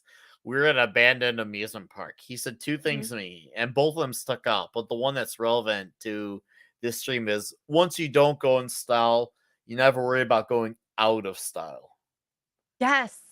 Oh And my it stuck with god. me. It stuck with me. And that's saying I feel like those words really meant something to me then, but I feel like they mean even more now, considering where we have been socially, culturally, politically in the last Mhm. 3 to 4 years. Mhm.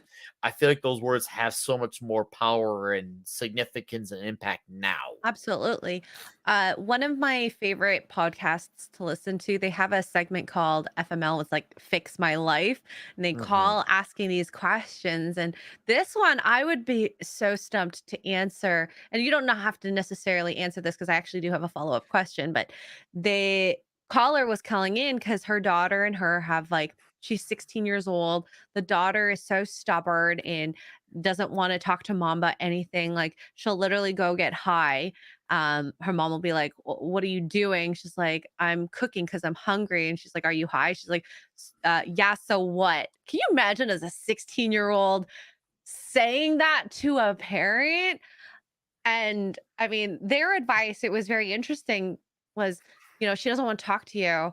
And you're probably past the point where you maybe could have talked to her about the drugs.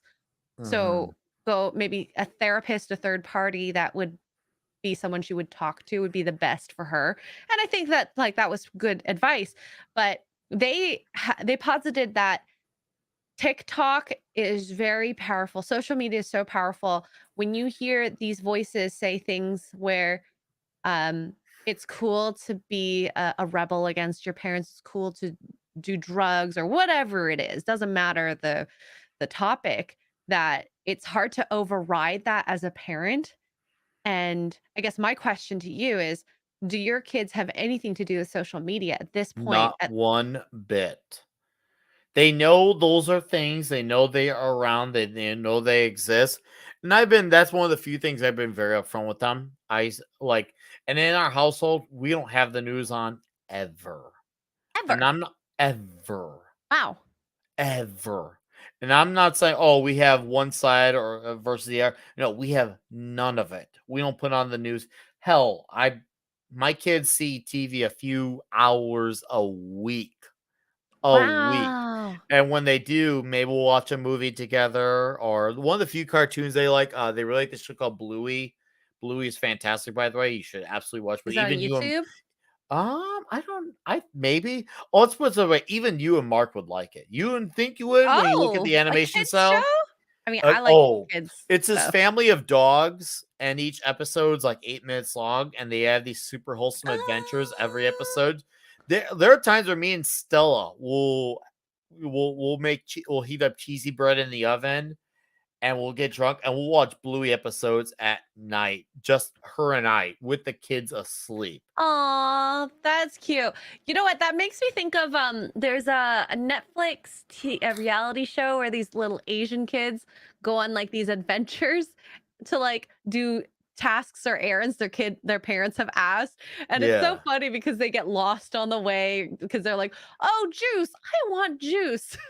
And I those probably would like this and show. the kids in Blue, they make adventures out of everything. They'll it's awesome to see. They use their mind. They're very creative, and they think about Ah, they really have kids use their imagination. They even did one great episode. If you're a parent out there, you want to hear this. This is very important. They okay. one time did an episode where everyone in the family, up to and including the mom and dad, were using their cell phones to take pictures with things. Uh-huh. And then they were going through all the photos, and they're like, "Look at all these photos. We don't even look amuse these photos. We're just living through other things." And Mhm. so I can't remember if it was the mom or the dad, but one of them just say, "Hey, you know what? Let's just put all the phones away and let's enjoy the rest of the day together, being fun and doing Yes. things." Yes. Yes. Oh, it's a really good Honestly, episode. that's Trust me. something like I think before finding YouTube and being with Mark, I've been very anti-phone. Like if I'm at dinner, I won't have my phone anywhere near me. And I've always gauged that on my first date, like, within That's a good one. circumstances. Yeah.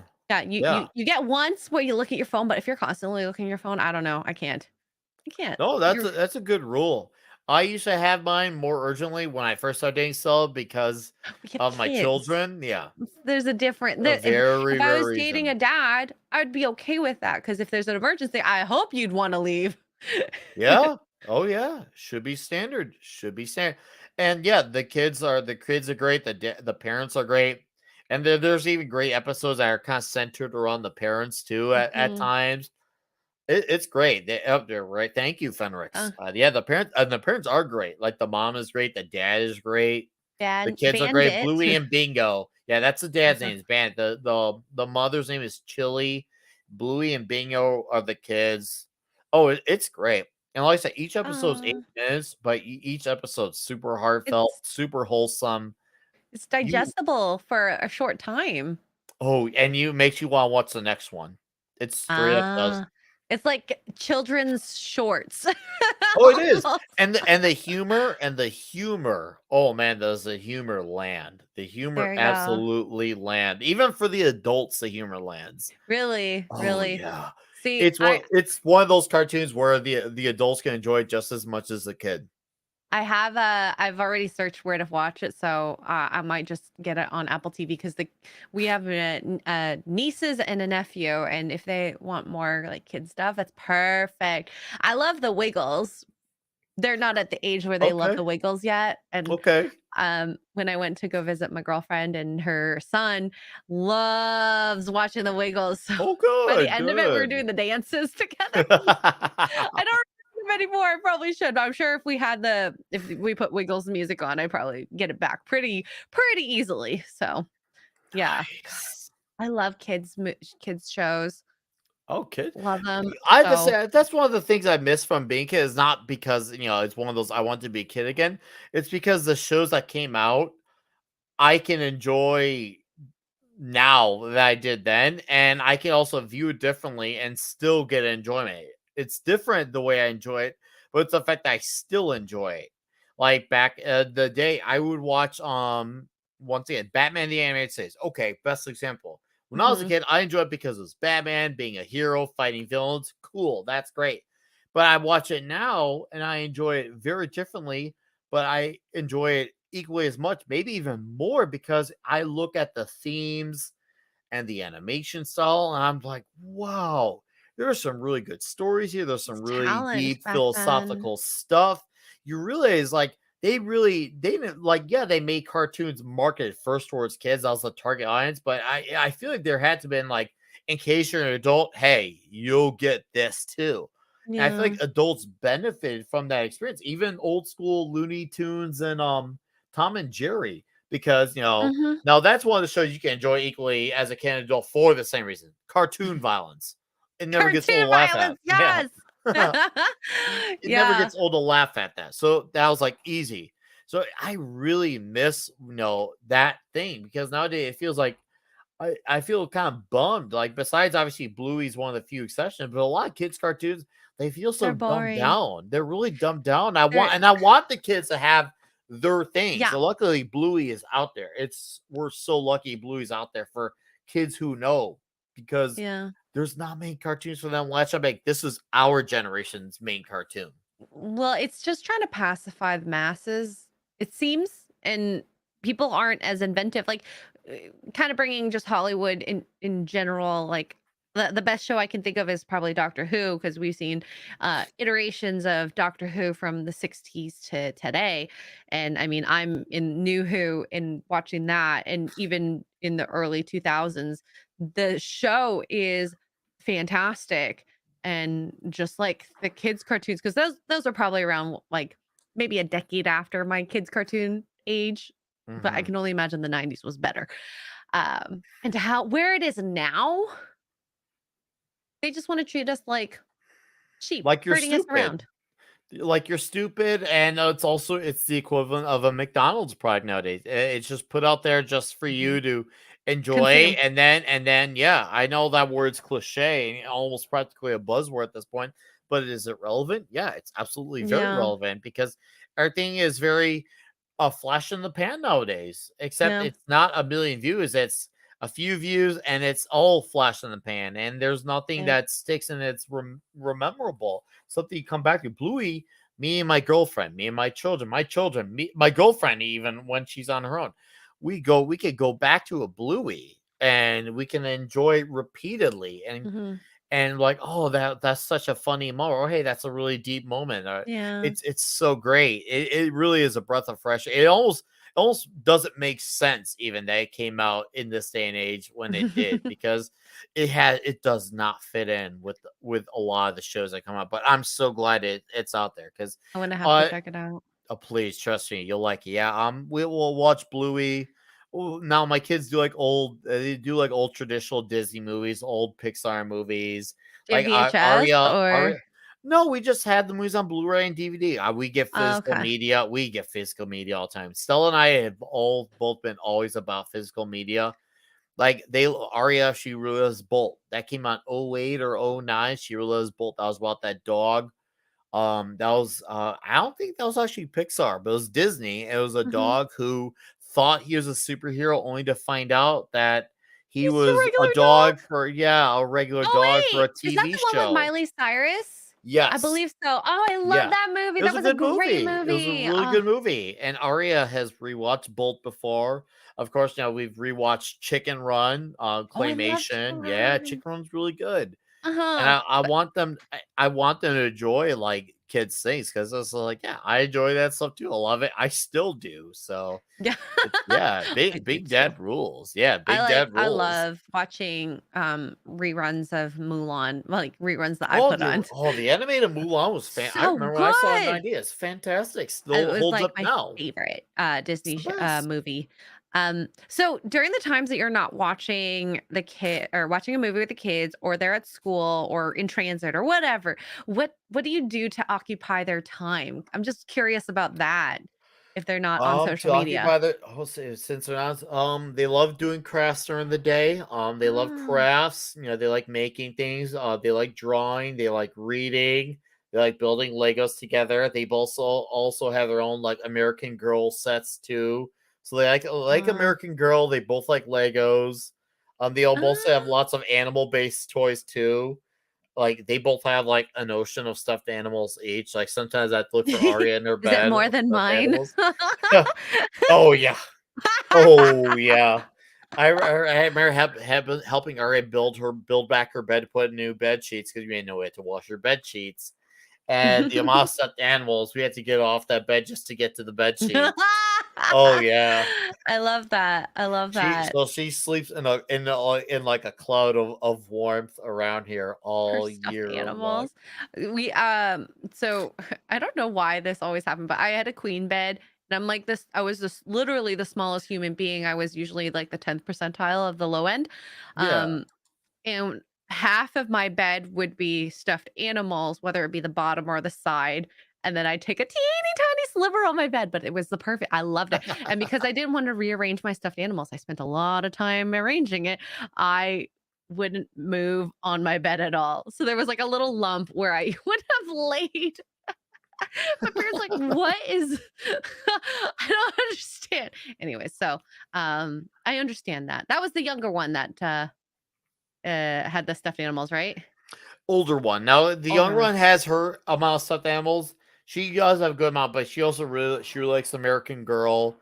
And once Mm. again, she really likes Legos too. They love building things. They love drawing things. They both love reading. They both love reading too. Ooh, Like reading. we have a good amount of books in our room, picture books, some even chapter books. The older one really likes Harry Potter books. Love So that. yeah, there's lots of reading. They usually spend about an hour reading too. They also have the Nintendo DS, so there's some gaming that goes Okay, on. I So got a mix of things. occupying the day is actually really easy. I'm not the type of parent where when I bring them with me to the grocery store, I have them in the cart on their phone. No, on my On your phone. phone, yeah. Nope, didn't do that. I did not do that one day. Not That's one day. perfect.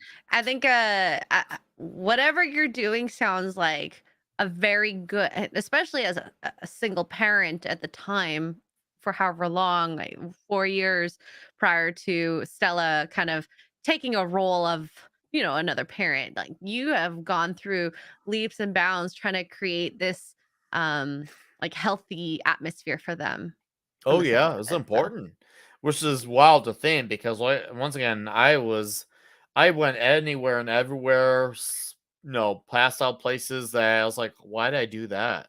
Like I don't know how I live sometimes. I think to myself like, wow, I really just you did were that. But lucky to and live I through some of it. I turned it all around, no, for them. And I had to become that light switch for them that went from on to off so I can Mhm. adjust to my life for their situation. Yeah. I really, really had to, especially when I was starting to recognize that the other parent at the time was not going to make it happen. I really had to make sure to get it together, especially like when I realized that the mother, like, no, she's not a good human. She was dangerous in every way. I mean, physically dangerous, mentally dangerous. She was very violent too, not towards the Mm. kids, by the way. If I can easily say that, and she'll never see it straight. But she really wasn't towards them, but towards me. Like No, but there were that's times still where I bad. feel like That's still bad. it's still bad. To show to the kids, like, who was it? I think it was Chris Gore. He said, he said that when he was with the kid's mom, that whenever he get in a fight and say they wrapped up the fight away from the kids, they would act out them making up in front of the kids so that they would know that you still need to do this. This is a way Oh to yeah. show, like through leadership or whatever, an example of what healthy relationships look like. So, Oh I yeah. mean, you're trying to do your best showing healthy relationships, but at the same time showing what um the choices you could make affect you long term. Trying to say this in lighter terms for the mom. So I don't like bad mouthing people, but it is what it is. No, it is what it is, and yeah, it was a tough situation for us because, like, the parents of the mom were like, "What are you doing here at this situation?" But now they understand in retrospect that I was literally doing it, for the sake of them. I Mhm. don't have obviously I gained a reputation of being a good dad, but I wasn't doing it for that. I was doing it because they needed to benefit from it more than I did. And Mhm. believe me when I say I was under intense scrutiny, especially when it happened around that Times Up Me Too era. She was trying to use a believe all women angle just because she simply existed. And I only had very few friends who stuck by me, and more people eventually found out how dirty of a human being she was. Now, Yeah. now I've had people who come up to me, in person, like, "Oh man, I realized she was, as the way she was." But at the time, people were like, "How could you do this towards her?" I'm like, "You don't even know what I've been through. Well, You it's all don't part of even the know." hashtag Me Too movement where I don't want to like I don't want to say never believe all women, but Oh you yeah, have and that just to. sucks. There are women who are actual victims of Yeah, situations. and the fact that they're affected by people like Amber Heard, prime example, someone who wanted to take advantage of that movement for people who actually need it, Mhm. who've been in Oh, those yeah. situations. And it hurts to see that because people don't think they have a voice. And now they really don't have a voice because that's been taken away because there's so many people that were like, the boy who cried wolf and Mhm, nothing mhm. happened. And now we're back Yeah. to even worse from before the Me Too movement. Mhm, mhm. So, Yeah, it's unfortunate because yeah, I do know girls who are actual victims. I do, and it's unfortunate because you've made their battle that much harder. You've made it mhm. so much worse for all of them, and that sucks, and Just for your selfishness. yeah, just for yourself So, just because you had a generalized hatred from other people mhm. saying that they hate men, and so you had to take their word Yes. for it rather than live your own experience. It's like there's always going to be a bad guy or a bad girl. That's going to happen. It sucks, and that's the way it is. And I trust me, and every the few girls friends I've ever had, every one of them has done something to try to make my life really Mhm. bad because they knew that I was linked to a lot of people and they try to use that to their advantage. Mhm. They have all the few of my girlfriends, and I mean when I say a few, I'm talking like single digits few. They have all tried to use knowing the amount of people I knew to their advantage. They have all besides Stella, Mm. all besides Stella. I'm Basically, glad she's she's a she's gem. happy. She's happy with the low profile. She's happy with the low no cloud I wanna chasing for meet her. her one day. She You sounds will. wonderful. She was supposed Yay! to come out last week. She got really sick the week of, Mhm. and I almost didn't show up to Milwaukee. And she kept saying, "Just go, just go. You need to go." Mhm. She's like, I'm like, yeah, but my boy about the kids is like, let this be the rare day they stay at the parents' house for one day. I'm like, okay, fine. And trust me. And when I say this decision was not made until like 3 p.m. that day, the day of the week, because I was so like, this feels uneasy. I Yeah. don't know about this. This doesn't feel right. Am I, she's like, just go.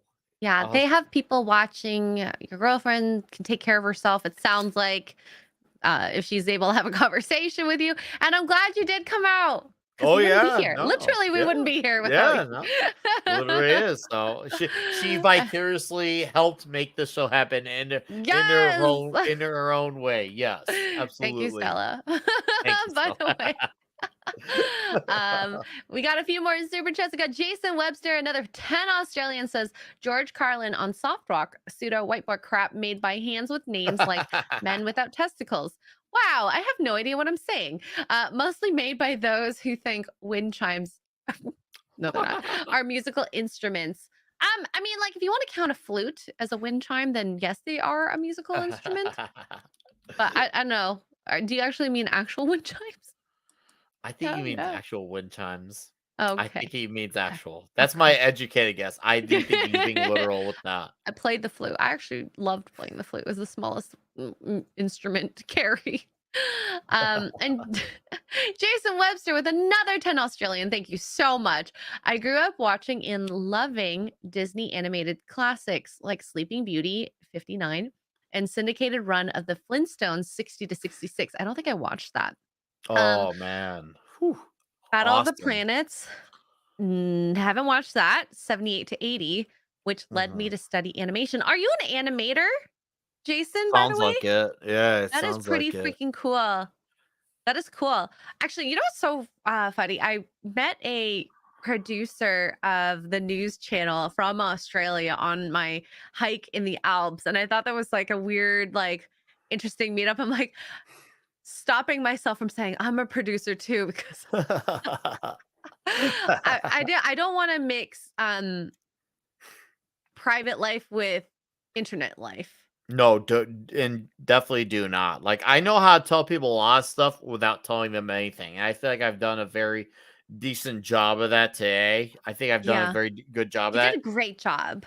Because I do want to have those separate lives. Like, I want to have my life where I can be the family man, the dad life. And I want to go on here, whether it's recording a video or being on a stream.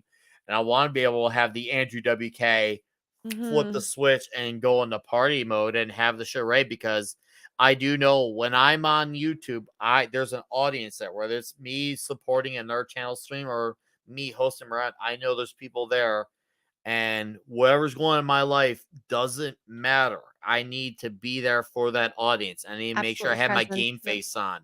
They are there for the show. They're taking their time. Some, whether it's at work or they could be going through a bad day. I think about that all the time. Like, what's going on in my situation at this moment doesn't matter. I need to do this for them. And then I can focus on whatever's going on in my life after the show. So I do my best to make sure I have the situations very separate. I feel like that's very important. Yeah. And it sounds like you do the same thing with your kids as well. It's like, no matter what's going on with your life, you show up for your kids.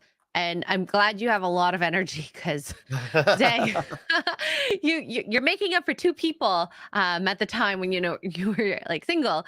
So congrats to you doing it on your own for that little bit there. I'm glad you have a partner. I'm glad to know more about you. Like, this has been such a fun conversation. And I mean, I feel like we're barely scratching the surface on the dadisms.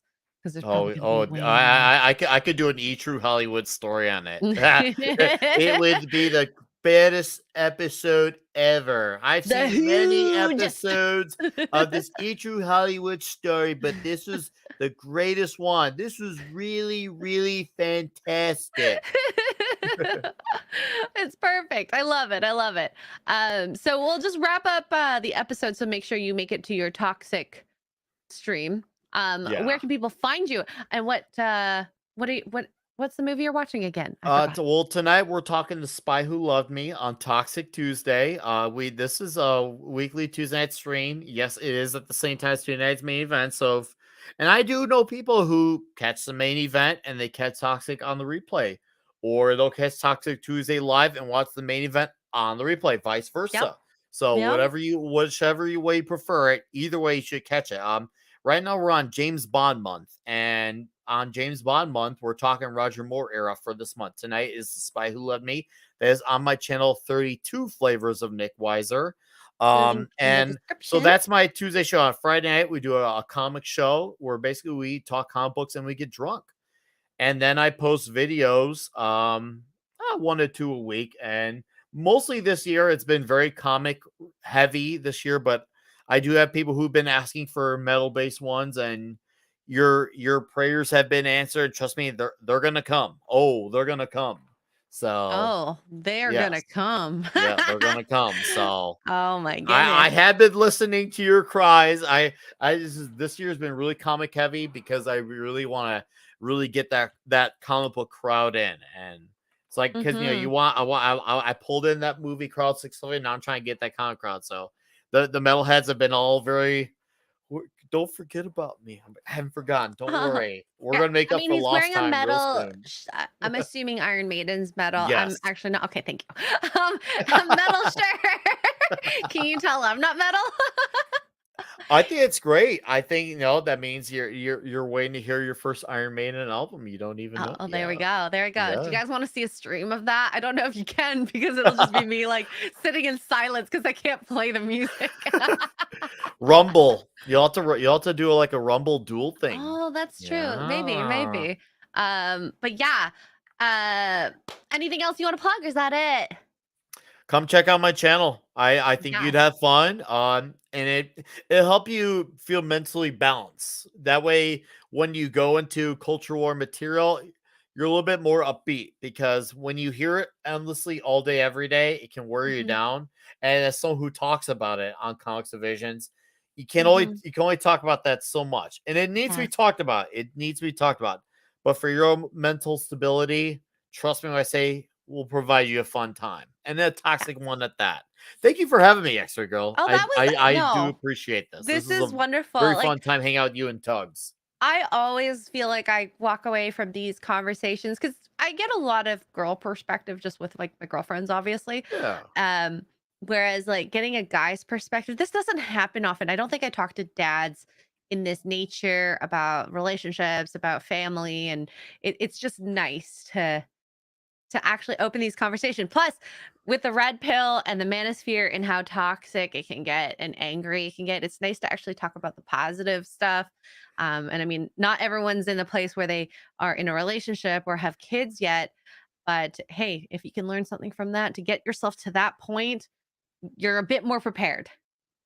Yes, so. You can change your life around no matter how crazy it gets. You can have kids, you can turn it all around. If I can do it, you can do it. Yeah. I always say, if Gary can do it, you can do it too. Oh, like, he's a good example. He's like literally like, I mean, you were one jail cell away from being him in that sense. That's when you hit like, well, I would imagine for me, that was the scariest part. Like if I ever hit rock bottom, that would be my rock bottom, going to jail. I don't want to. Don't go there. I mean, like that would knock the sense into me if my parents did not. And then, for you, it was your kids. And I think that's a lot more positive and happy and exciting than going to jail. So I'm sorry, Gary. I shouldn't laugh about that. One day we'll have him on to talk about all this stuff. But I know.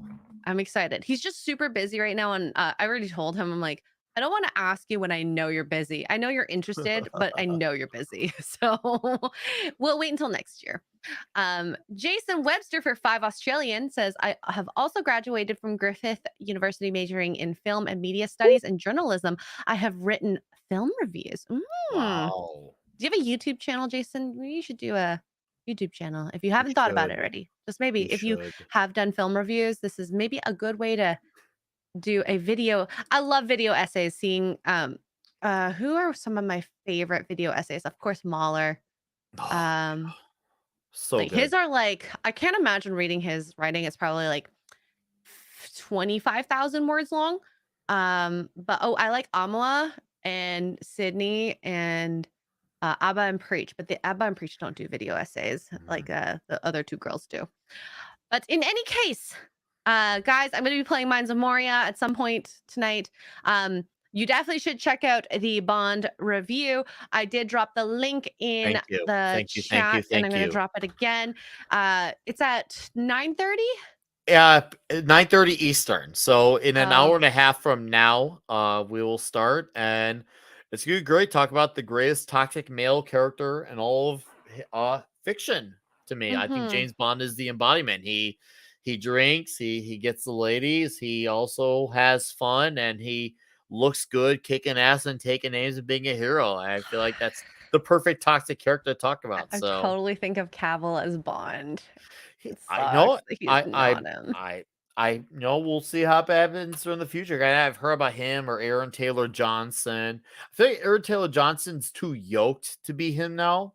I feel like Henry, because like, yeah, he's shredded like Cavill, but he's like extra shredded. Aaron Taylor Johnson. You can't be like, too big when you're Bond, because when you think of someone who's too muscular, they're not quick. Yes, so and you Bond need to is quick. have quick and muscular. Rock climbers are my favorite because I think they're the most athletic. Yes. Out there. I'm not dissing anyone else, but from all of the reality television shows that I've seen, rock climbers do the best and most, let's say, competitive athleticism. I could be wrong. Anyways, thank you again, Nick, for joining us. I really appreciate you being here. We're definitely going to have you back. Would love to do it. Yes. And we'll have to get you on for like one of our sip and chills, because I'd love to get your thoughts about the manosphere. Yeah, no, I'd love to do it. And trust me, I can hang with the drinking. I know that you know that, which will make it for even more entertaining. You know it. I know it. We all know it. But yes, chat, thank you so much for being here. Thank you for the super chats.